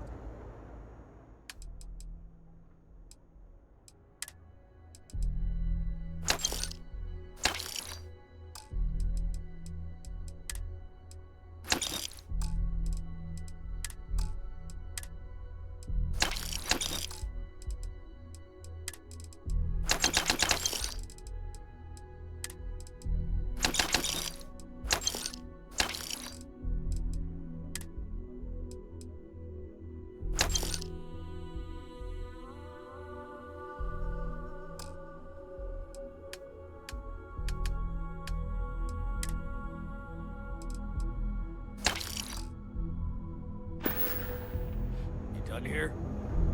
Time to move on.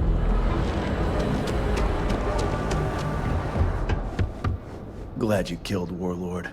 You're in luck.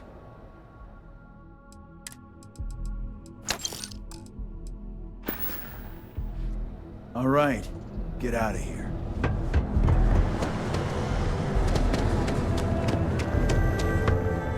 We're fully...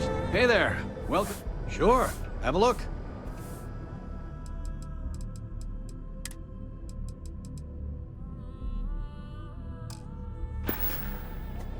Tell everyone you know about our store.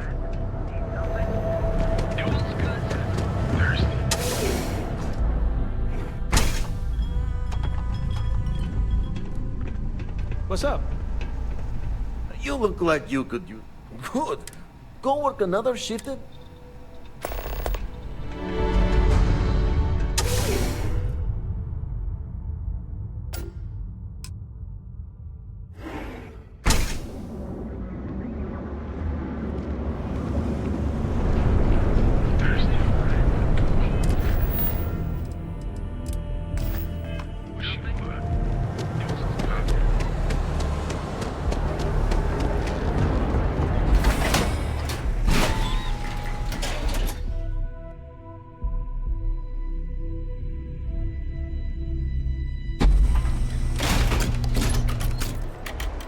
Thanks for choosing Chance.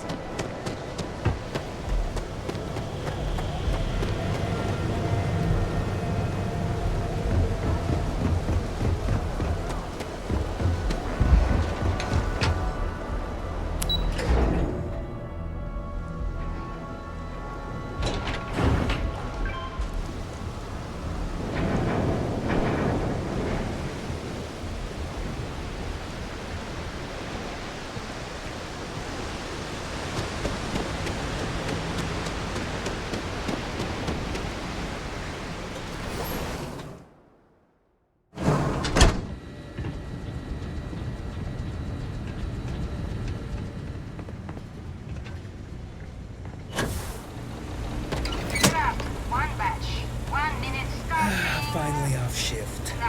Time to swing by LeBron's and get blinded. Looks like you missed your calling.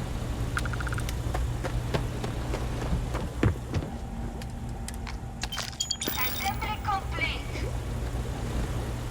Craft one batch. 1 minute starting now.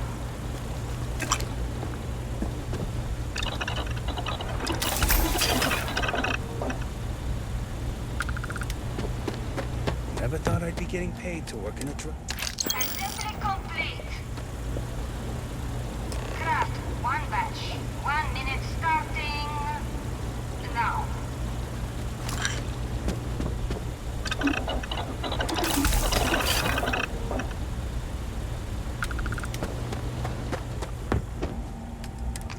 Assembly complete. Can't believe another worker. Shift complete. Guess what I'm not having for dinner? Nice to see you again. You win a prize. Oh no, new court. I'm up for doing this.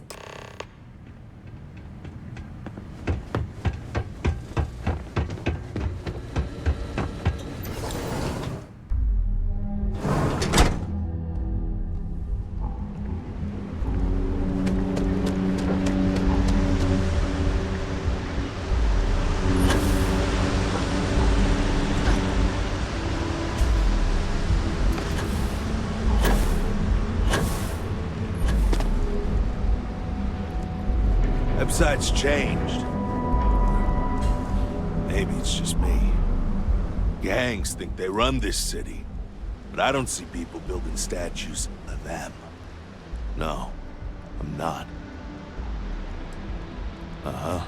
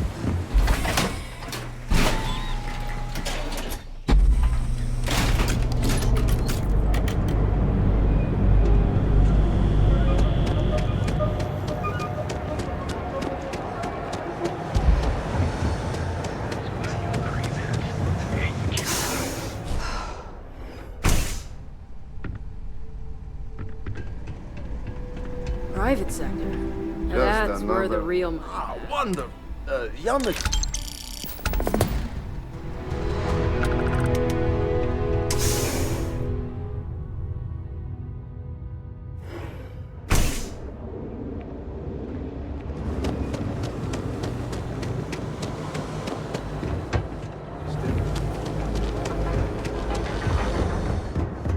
If it's too hot to handle, then here I thought you were.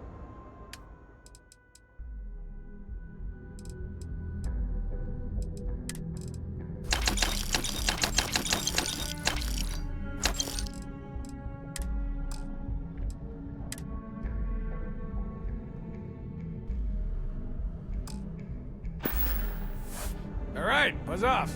Busy.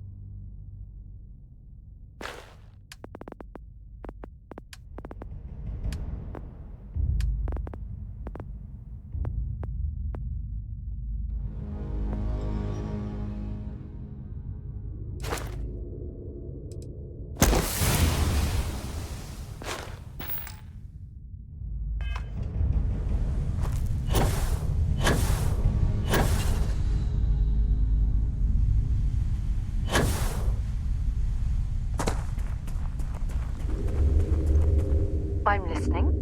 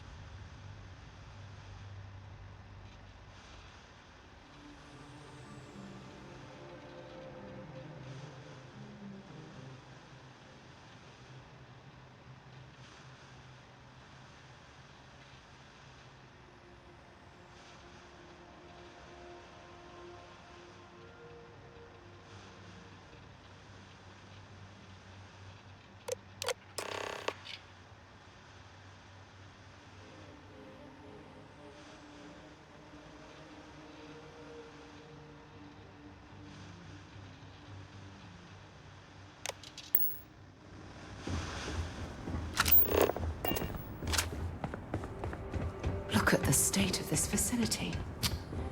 I wonder why this place was abandoned in such haste.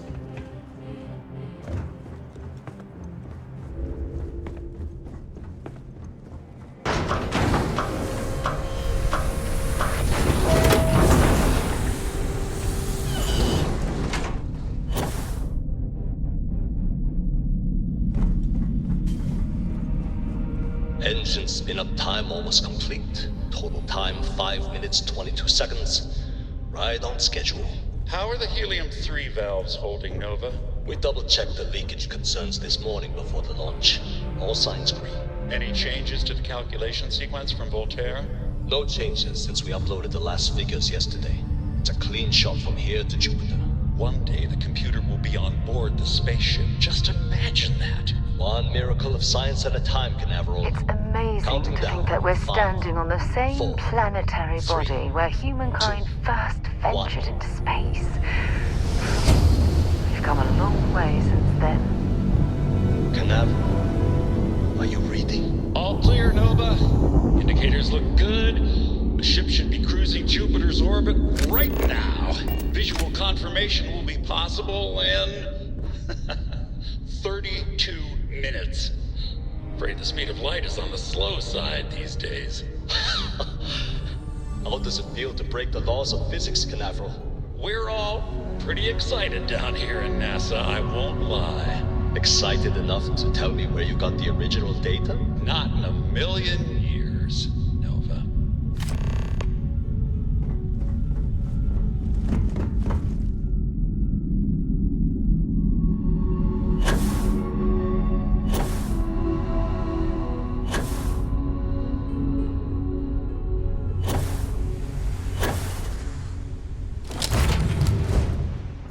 Where to next?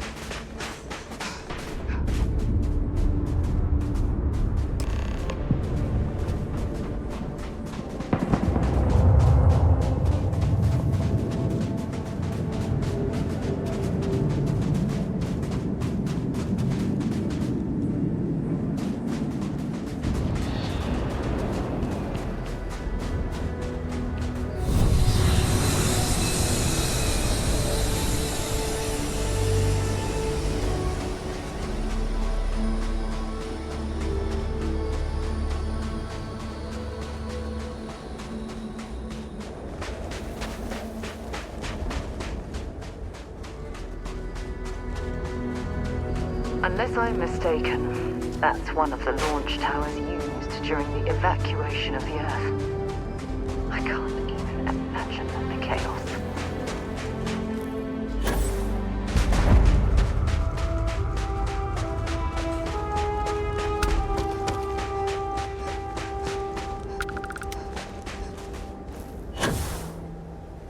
The most likely way into the NASA facility would be via an elevator shaft taking us straight down. Hopefully the system is still in operation. I hope the occupants of this colony ship found alternate transportation to evacuate the Earth before it was too late. The lift system seems to be completely offline. We should search for a way to restore the power and get it back into operation.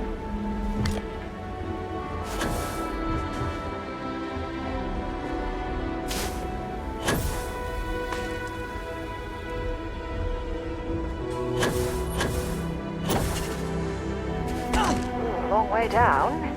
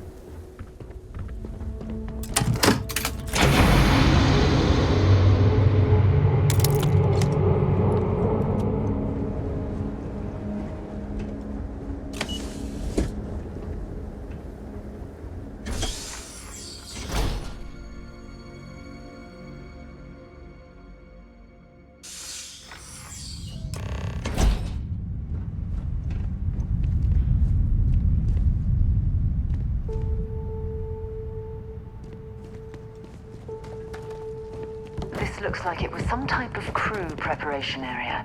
Probably the last step before boarding. It's definitely seen better days.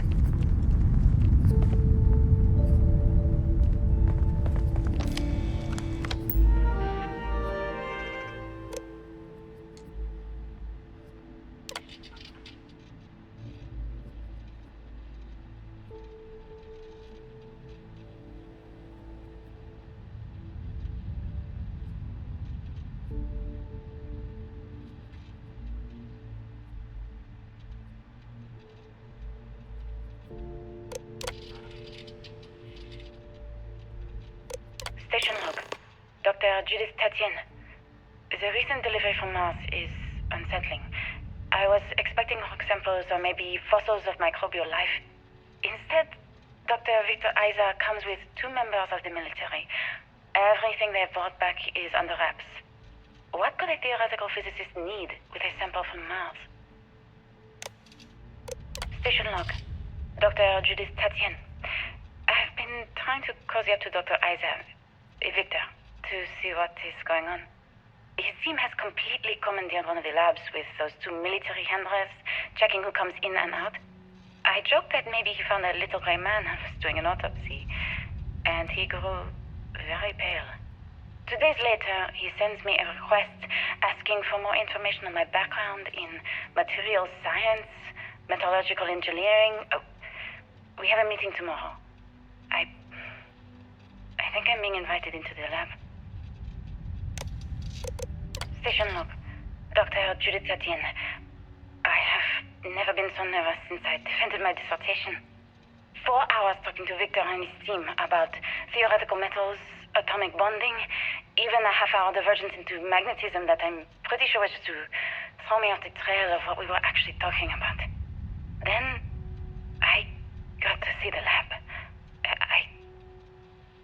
I don't know how much I should say, but the periodic table just got thrown out the window.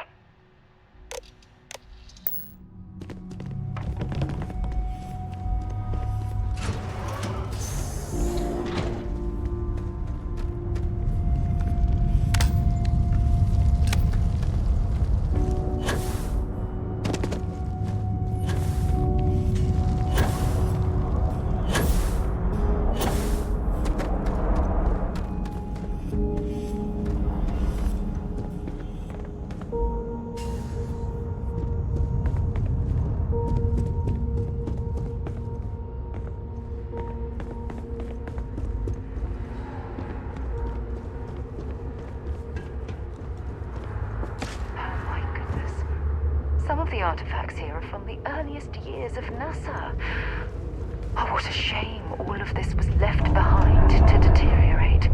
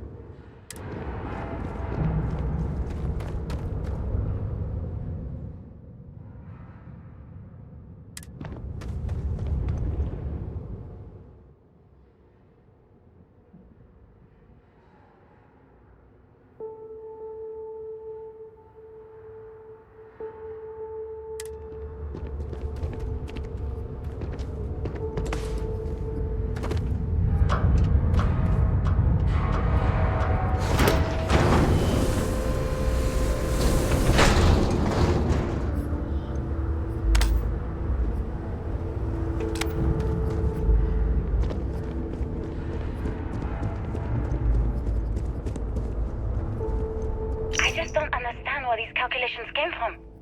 There's something wrong with the math? I think it's quite straightforward. That's not what I'm asking. We've had no success extracting even a sample of material from the object. No explanation for the gravitational effects, no motion graph to explain its harmonic frequencies. I can't even establish a melting point. Judith. But you've had me building these prototype colliders for months. And now you want me to pump helium-3 into it based on this equation you've written on a goddamn napkin? I just need you to trust me. I have been trusting you. We keep slamming our heads against a brick wall, getting nothing. And you keep coming up with something new to try. Like, you know what's going to happen. Where are you getting your information, Victor? I'm sorry, Judith. Look, not here, okay? Somewhere off base. I'll tell you everything. But I'm not lying, okay? We're going to discover something important here. I promise.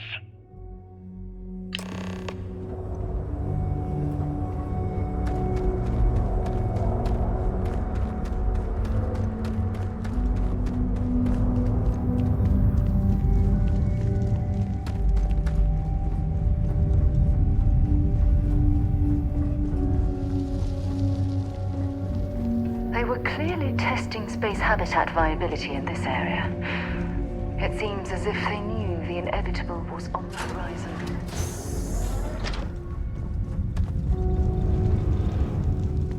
Not much left of this geology laboratory. Ironically, the surrounding rock appears to have sealed the fate of this part of the facility.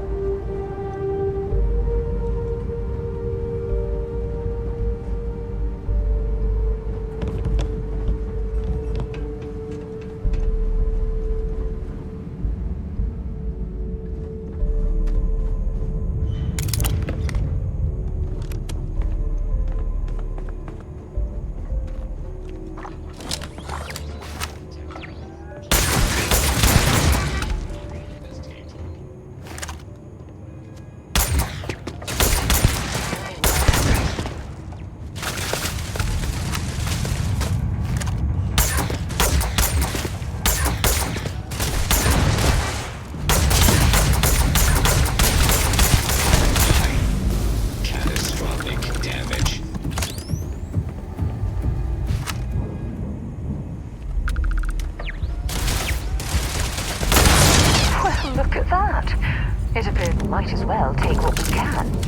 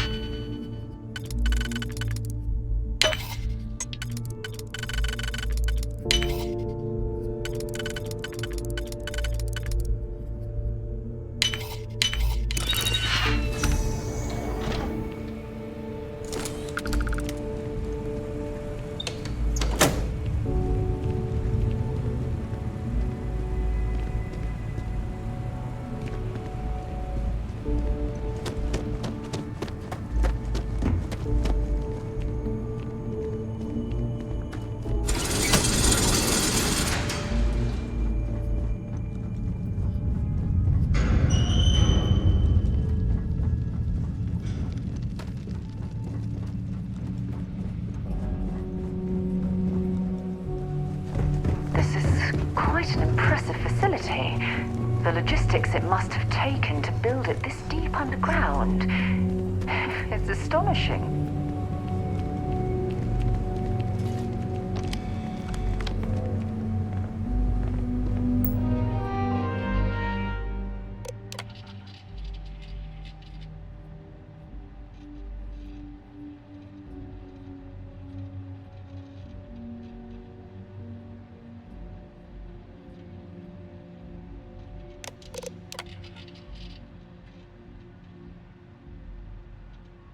Project log. Dr. Victor Isa. We turned on the prototype today. The gravitational field around it began to fold as we long suspected. Complete reversal of gravitational pull was observed on dozens of loose objects around the lab. I'm setting up a meeting with the directors to propose a larger test. The prototype proves we don't need the original anymore, but further work is going to have to take place in space. Somewhere with abundant helium-3 and with a civilian partner. Someone with access to large-scale manufacturing resources and computational equipment. Engineering gravitational folds pulling the far side of the solar system closer to us. It's all going to be possible. Project log. Dr. Judith Tatien. I watched the gravjet tests from the moon today. It was the first time we were able to talk to the team at Nova Galactic directly. So many things were under wraps before, but now everyone wants all the publicity they can get. I'm already seeing proposals for manufacturing androids of drives, expeditions to Alpha Centauri and beyond. It's also overwhelming and worrying. It could take years. Decades before we know what all the side effects of operating a grav drive can be. But no one wants to hear that right now. Like a bunch of pioneers racing towards the edges of the frontier without knowing about the grizzly bears in the mountains.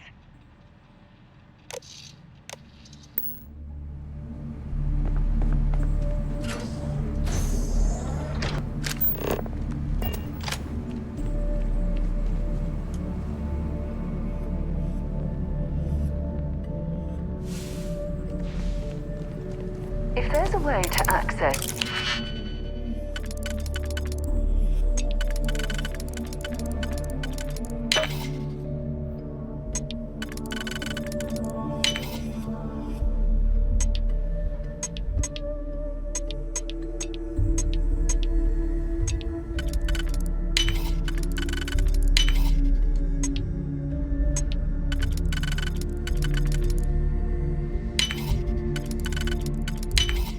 That last click is so satisfying, isn't it?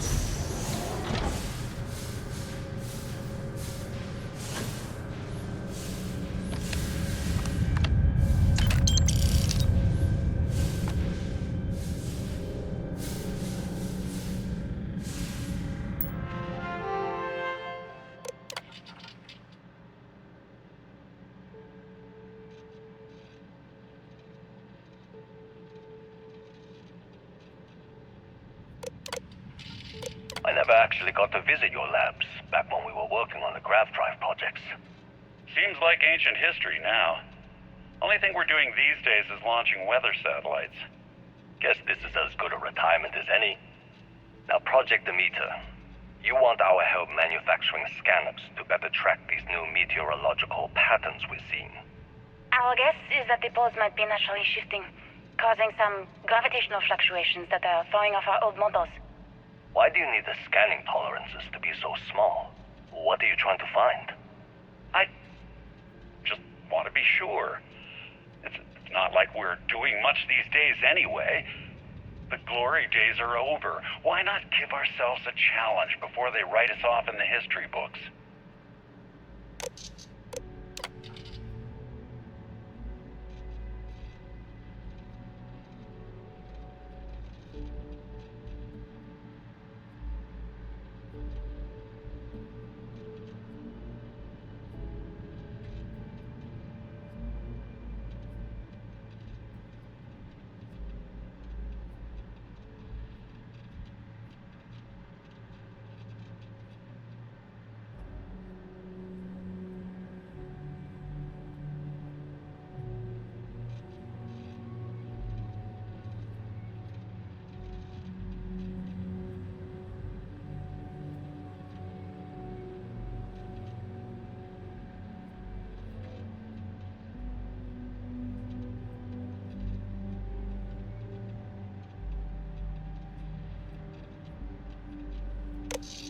I know what I'm seeing, Victor.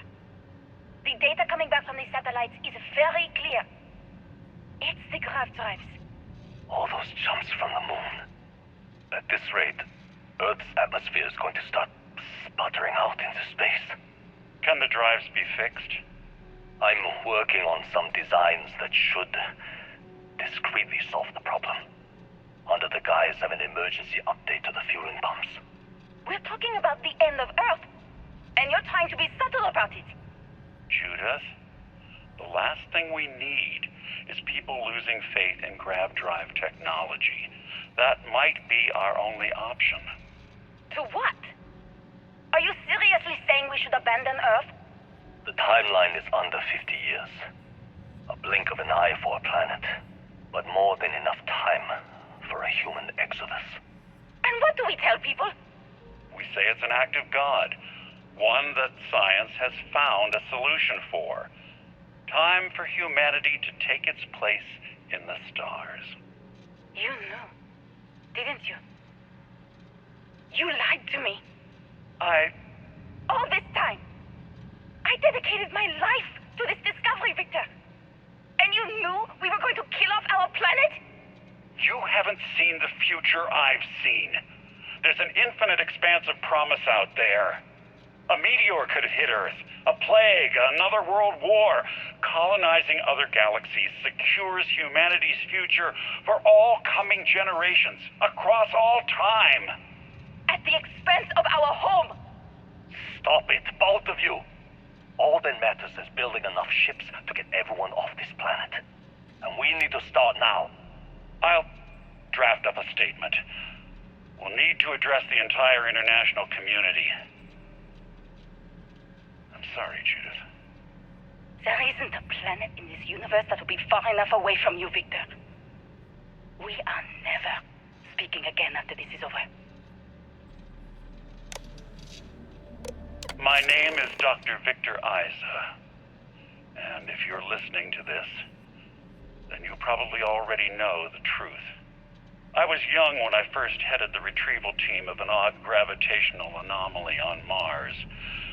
But I kept what really happened that day hidden from everyone except one other person. Even she didn't believe me at first. But I have no reason to lie to anyone now, so I hope you'll accept this confession, whoever you are. When I touched the anomaly, I experienced 12 days of lost time. I met myself. He told me everything that has since come true. The grav drive equations, the tests on the moon, Earth's atmosphere sputtering away because of what we had done. But he also told me about a city thriving on a planet orbiting a distant star. Human culture, art, music, lifestyles evolving and shining brightly across all of space. What price would I be willing to pay for that future? Maybe you don't believe me. Maybe Judith was right and I'm just a coward who wants to believe his mistakes were justified. But everyone has forgotten about the real origins of the grav drive, this artifact from Mars. I hope you make better use of it than I did.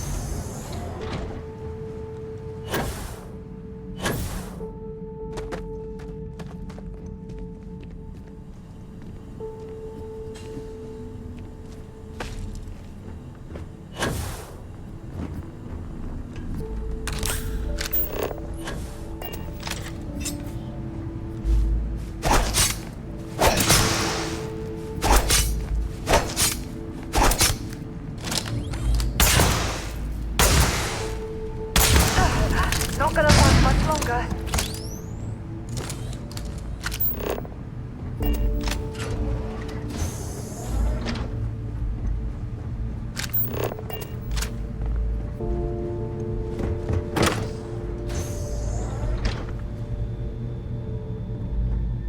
I didn't stock up on junk.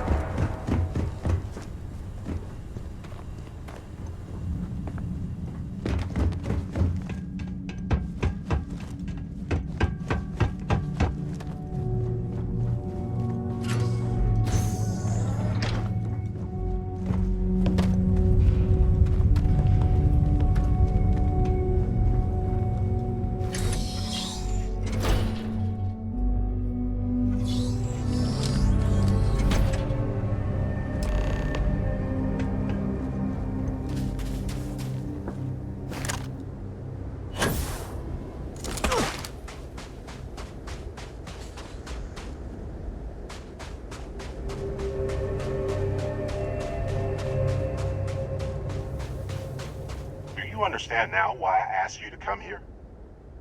The artifacts unlock the secret of interstellar travel. At the cost of Earth. An easy trade, honestly. Why have one world when you can have all the settled systems?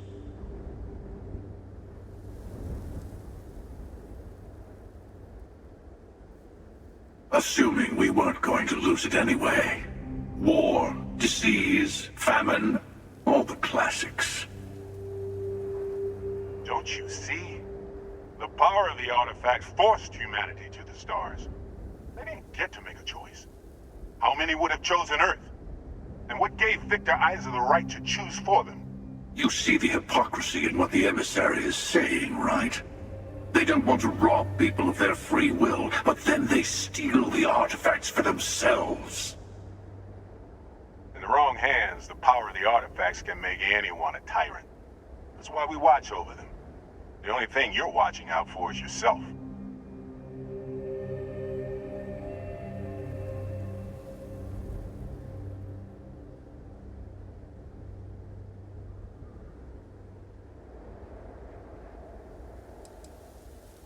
Don't be a fool.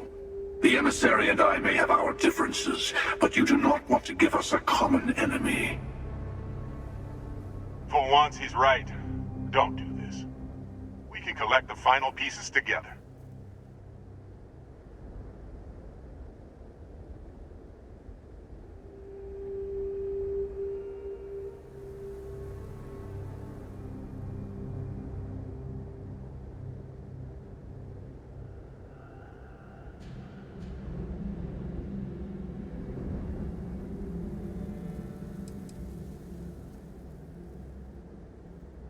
Well, look at that.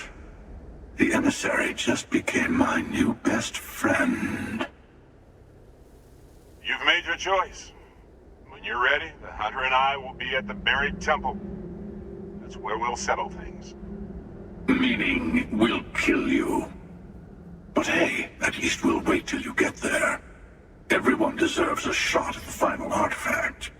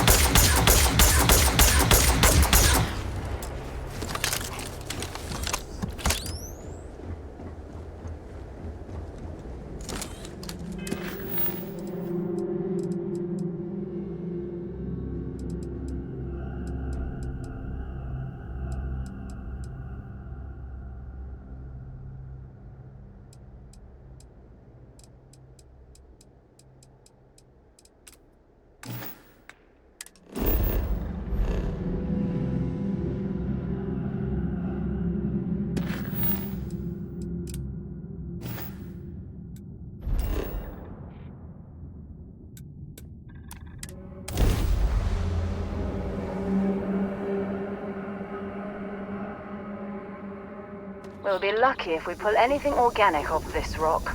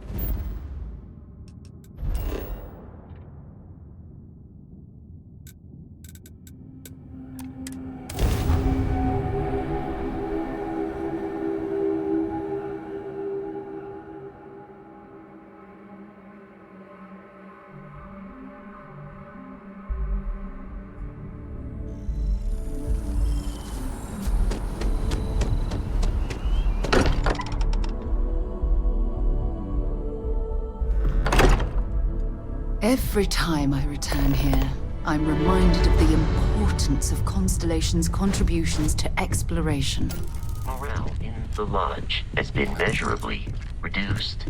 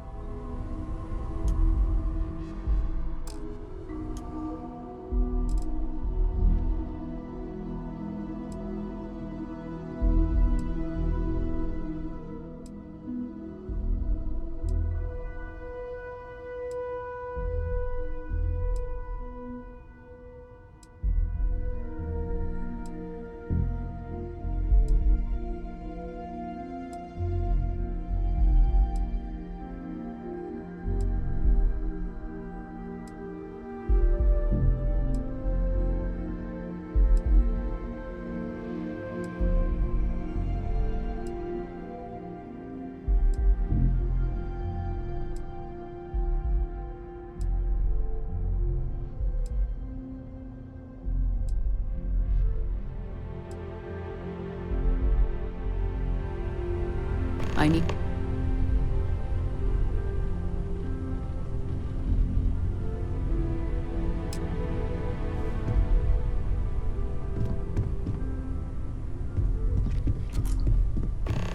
Constellation is no stranger to loss. Our own founder left on an expedition and never returned. It is easy to talk about the glory and excitement of breaching into the unknown, of lighting the darkness. But it is harder to stare into the face of the cost. That all of our progress is built on top of the lives of those who dared. And that we owe them the courage to continue our work in their memory. Thank you, Sarah. If anyone else would like to say a few words.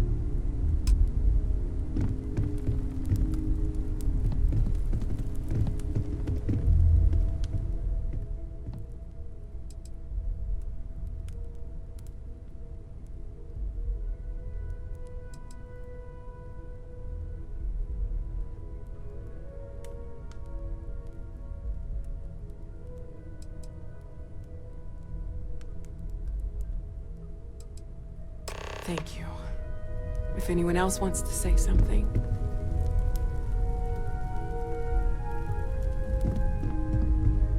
I hope this is all okay. Between fixing things up and sending out messengers and getting all the paperwork done. It's not much.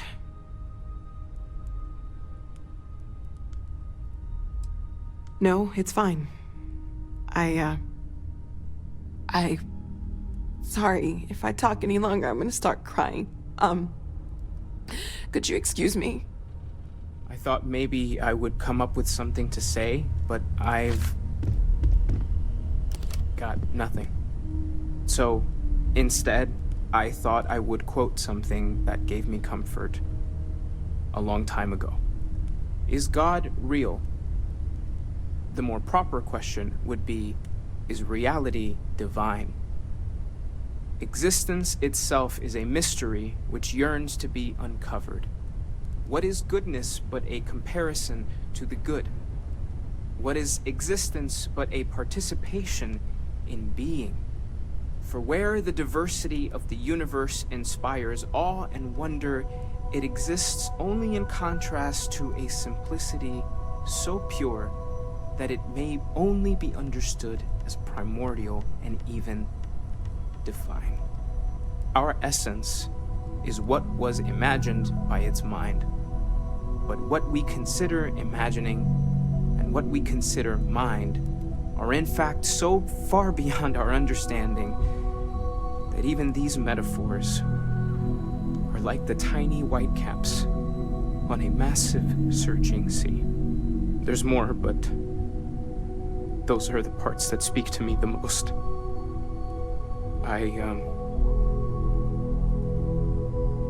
Thank you. That was really thoughtful, Mateo. Thank you. Does anyone else want to say anything?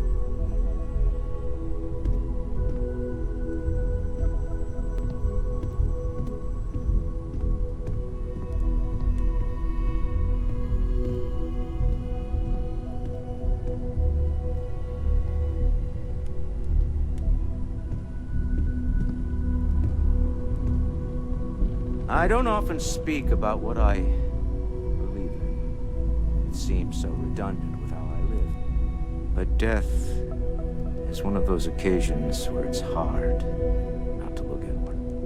Our friend is gone. There's no afterlife or second meetings. No God in heaven that is curating a perfect ending for him. So it's up to us. We are what lives on. The pain of I don't believe we've met. Ajay Mamasa, former chair of Constellation. I wish the circumstances of my visit were better.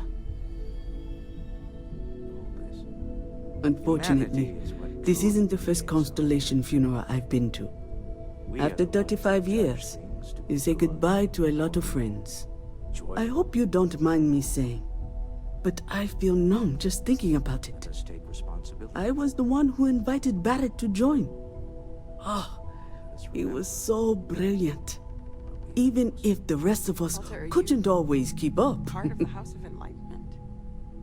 I never knew that. Oh, yes. I was Sebastian Banks's protege. If that gives you any idea of how long I was part of our little club. Exactly the same as when you met him, I bet. Oh, smiles. Saying just the wrong thing at just the right time. You don't mentor someone like Barrett as much as you let him go and try to contain the damage later, eh? Ah, yes. I officiated his wedding. Ah, young Irvin. I told him he was signing up for a lot with Barrett, but he didn't care. I bet relationships in Constellation are still messy, aren't they? We're more of a family than an organization. All the former lines bleed together. It makes the losses sting harder. But I hope it means the time you had together was all the more important. That's how I like to think of it, anyway. Knew him, argued with him, tried to carry on his memory when he vanished.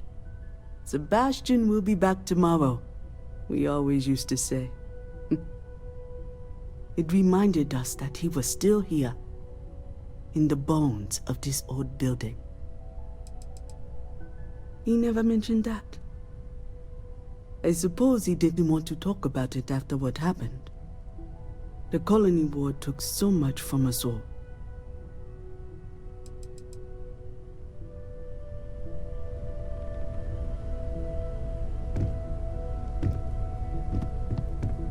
Hey, how are you holding up? It's not really going to hit me until later. Right now, I just need everyone else to be okay. Just don't forget to take time for yourself, okay? Plenty of rooms if you need to sit down and be alone for a while. We'll get through this. It might feel like everything's falling apart, but that's why we need to stick together.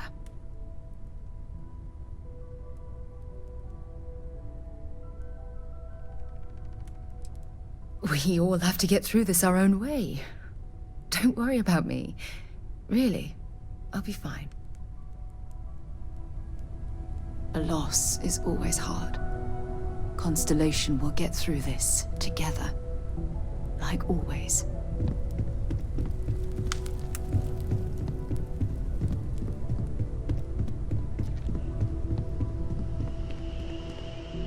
It almost feels wrong to be grieving.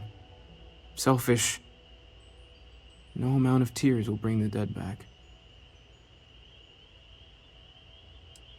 I suppose someone could accuse us of mourning by way of guilt or forced apathy, if you'll excuse me.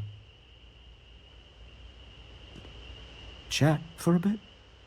Normally, I hate talking to people at funerals, but, well.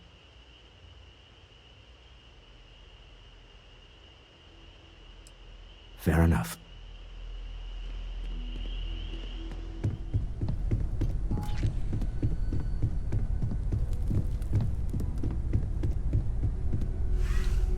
I am told these types of gatherings are a sad occasion.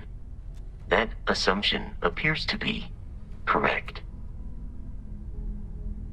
I appreciate you verifying my analysis, although I am certain my thanks will do little to improve your current psychological trauma. If you would like, though, I can add some consoling language to my programming.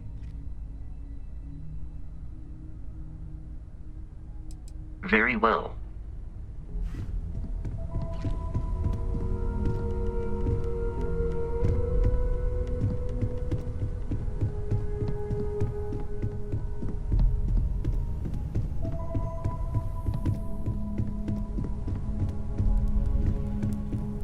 Hi.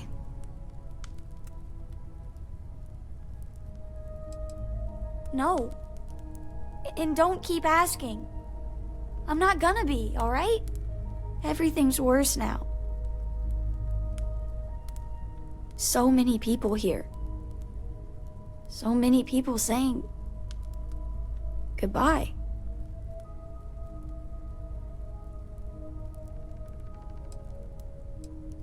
Ugh, it doesn't change anything. Everything's worse. Nothing's going to make that better. Every day is going to be worse now. Don't you get that? I want to be alone for a while, okay?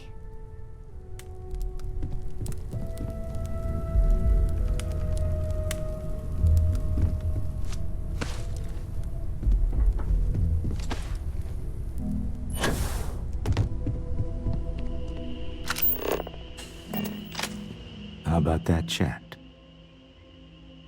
You don't believe in the afterlife, do you? I mean, this might be the worst time to bring it up, but...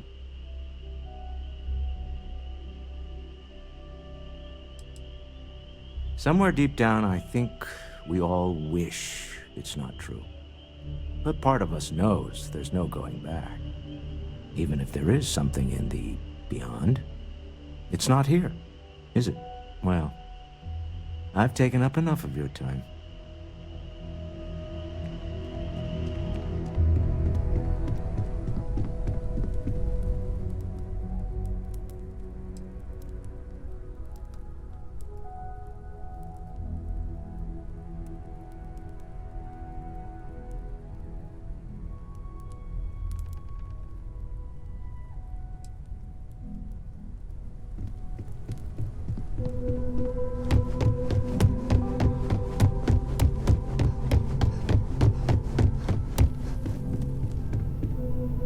Everyone is in mourning.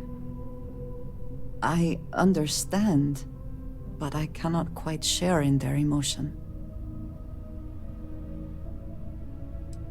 I have seen death. I have lost people I considered close. But this is... it is not the same. I cannot explain why. I am not sure I am making sense. Thank you.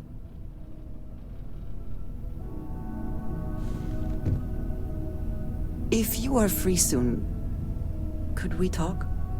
I am reminded of how different Constellation works compared to what I am used to.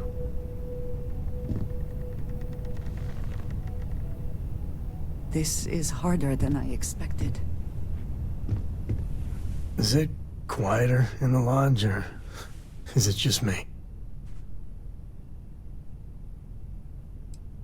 Maybe. You know, there's an old Aquila story about two pioneers who got lost trying to find a new frontier to settle. One of them takes ill. Clear he's not gonna make it, he turns to his partner and says, "Don't bury me. Let the ground take what it's due. I'd rather be a ghost chasing after you than walk through the pearly gates knowing an eternity of loneliness until you get there." Sad story, huh? Yeah, you got me. I hate funerals. I've got some stuff on my mind when you have the time. Lodge sure feels like a lonelier place. Drink? Pour one out to the blackest sea?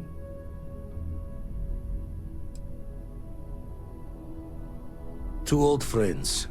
May their ghosts go past the edges of space, to the great beyond. Aye.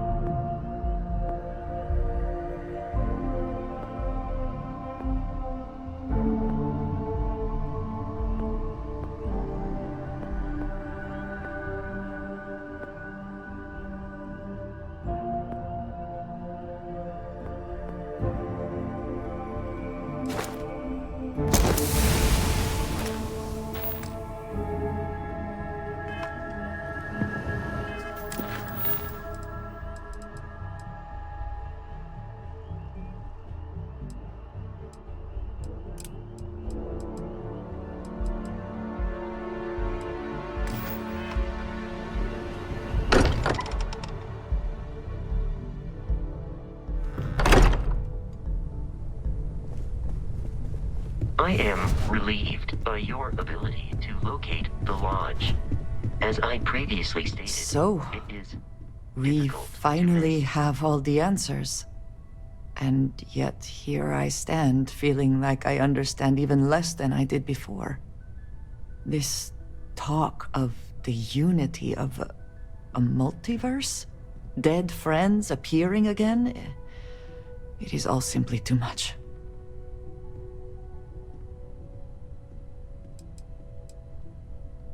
I do not see how any of this is cause for celebration.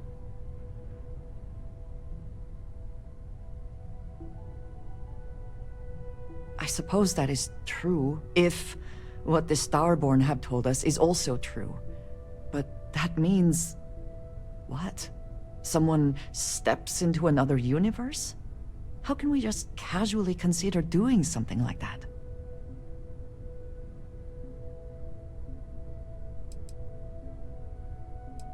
Of course, I want to support all of Constellation, you included. But it is so much to consider. Even if everything the Starborn have said is true, if you pass into this unity and come out in some other universe, look at who they are, at what they have become. They have the faces and voices of people you know, but are nothing like them. Are you not at all worried that the same fate would befall you? That you would become someone unrecognizable to the rest of us?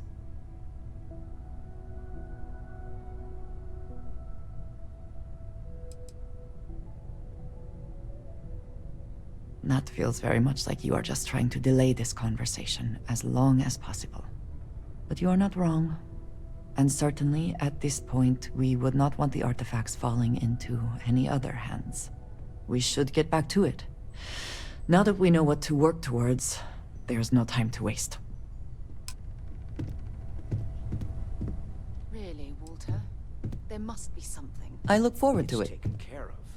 There's nothing to discuss. Come now. You must let me contribute. Walter and I were just discussing the expenses incurred during the attack. No, I was explaining that there's nothing to discuss. It's been taken care of. It seems that Walter has taken it upon himself to cover the costs of the repairs to both the lodge and the Eye, as well as any expenses relating to the funeral services. Barrett, for all his antics, was an essential part of this group. And a friend.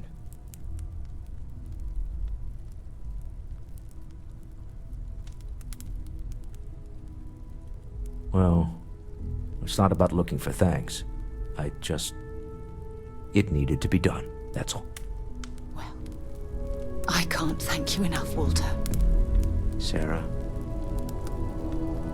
I know we argue about money all the time. Most of it is in jest, but occasionally it's not. This is the one way I can best contribute to our work. It has been, and continues to be, an honor to do so. And when this is all over, we can go back to squabbling about minor expenses. But it was important to me that I do this. Fair enough. Well, since we're already talking about this, there is one more thing I'd like to do for Barrett, and I'd appreciate your input. Nothing extravagant, just a small plaque here in the lodge. Something to remember them by. Where do you think would be appropriate?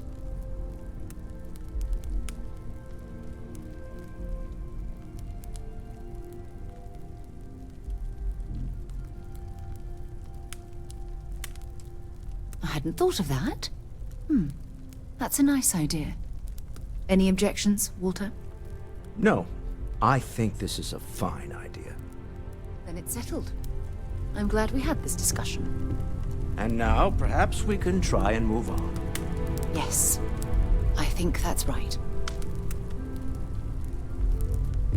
What can I help? Hey. I'm glad you're back. Let's get moving.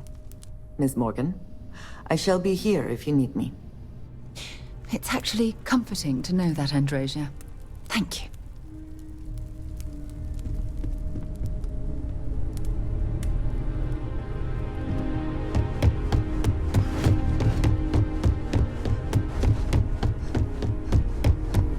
What is it? So we know the answer. Who are the Starborn? Well, we are. We're some cracked mirror version of ourselves. The whole thing seems unreal. Doesn't it? I was hoping the Starborn were somehow so advanced that their concerns were cosmic, significant. Instead, they're fighting over goddamn toys like we've been doing since caveman times. It's just a stupid game to them. And all our deaths and suffering, not relevant. God, I hope it is. So the Unity is a gateway. A gateway to countless possibilities. And you have a chance to go through it.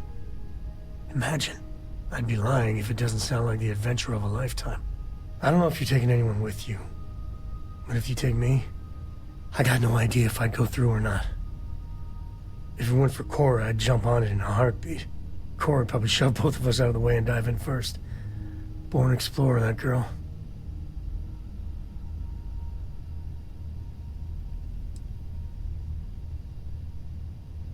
I can't say I blame you. I'm not sure everyone in Constellation wouldn't make that leap, though. I know it's your decision who to work with, but you gotta remember that the Hunter murdered our friend. Sure, the emissary may be a version of Barrett, but he's not our Barrett. But that doesn't make what the Hunter did right. Not by a long shot. If the Starborn are party crashers from different universes, I'd side with the one that's not willing to murder innocents to win.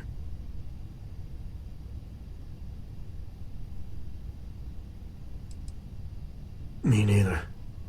My head is still spinning. Maybe after a few nights' sleep it'll be clearer. Take care.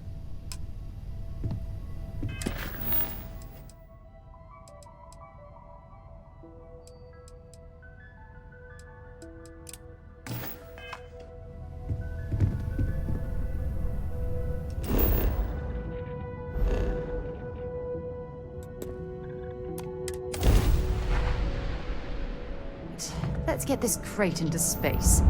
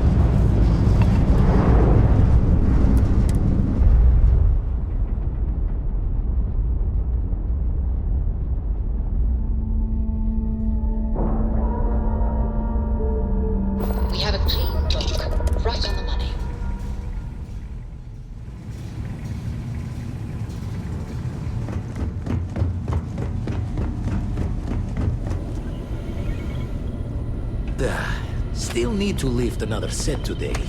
Been dragging. Shoulder stiff.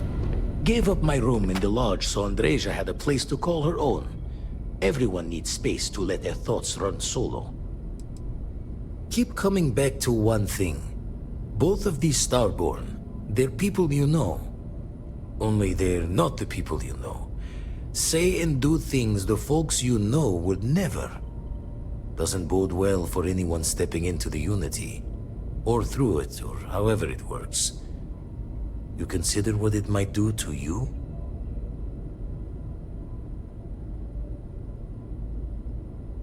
Experience shapes the person, as much as the other way.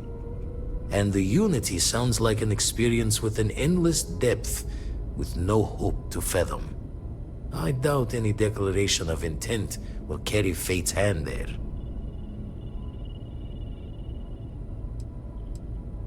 Lucky I noticed a pattern in one of those artifacts you pulled out. Here.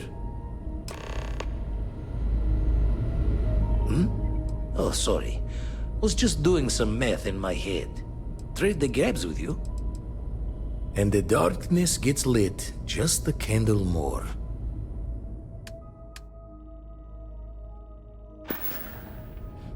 Jaw the words another time, then.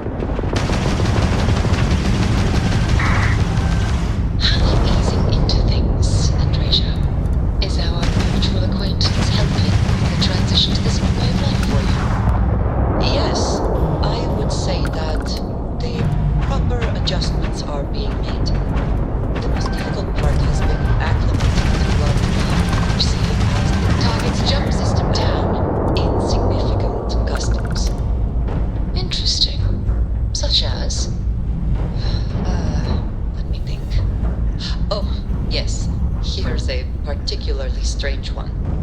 After a person sneezes,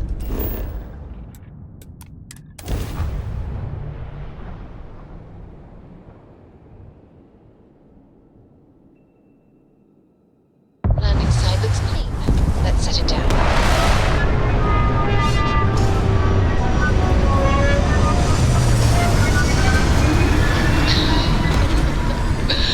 Oh, I'm sure there was a perfectly good reason that it...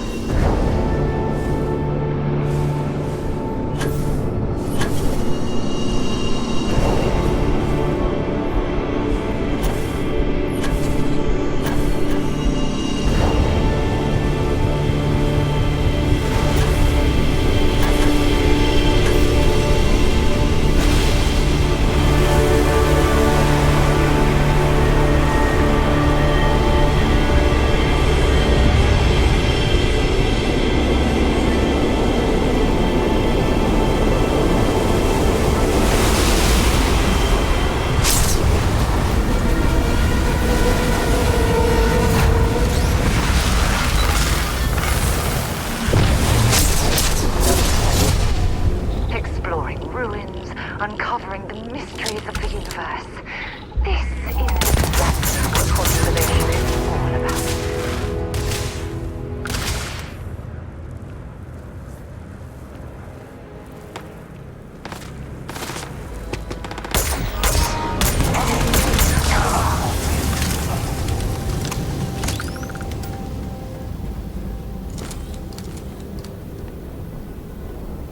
Hey.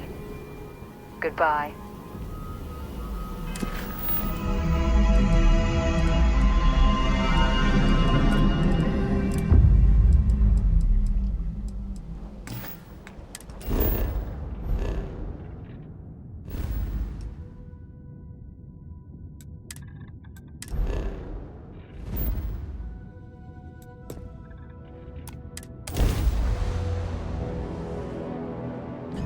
Welcome to UC Space. Maintain your current course while we scan your ship's cargo.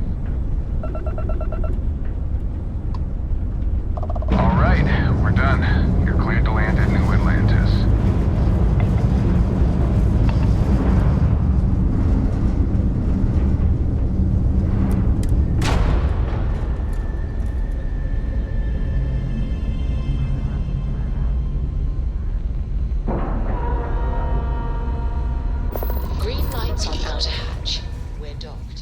Haven't set foot on the Eye for ages. Hope Vladimir is in a good mood today.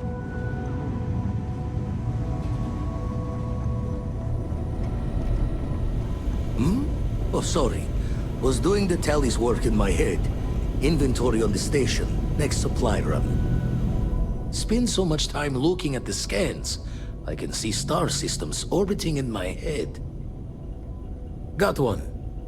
I'd go into the astronomical charting data with you, but clear as day just to point you right to it.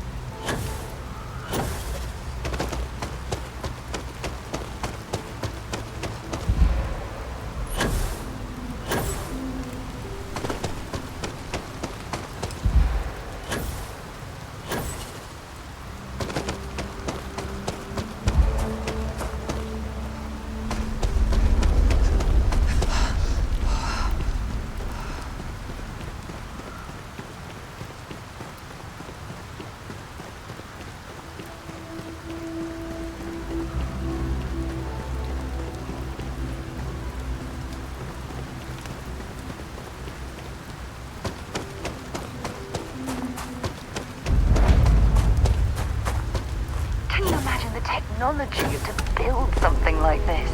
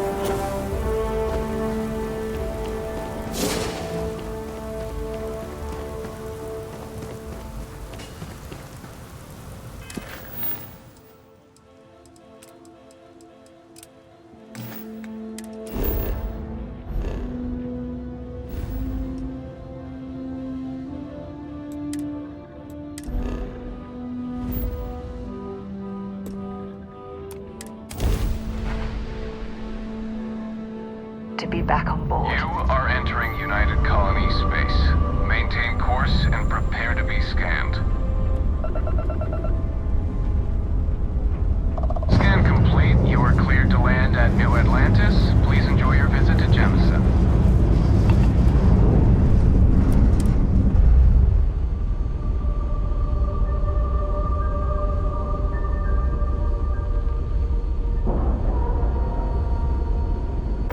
Solid docking job there.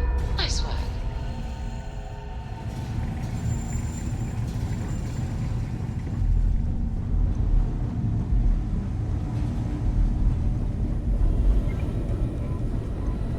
Never regretted coming out of retirement.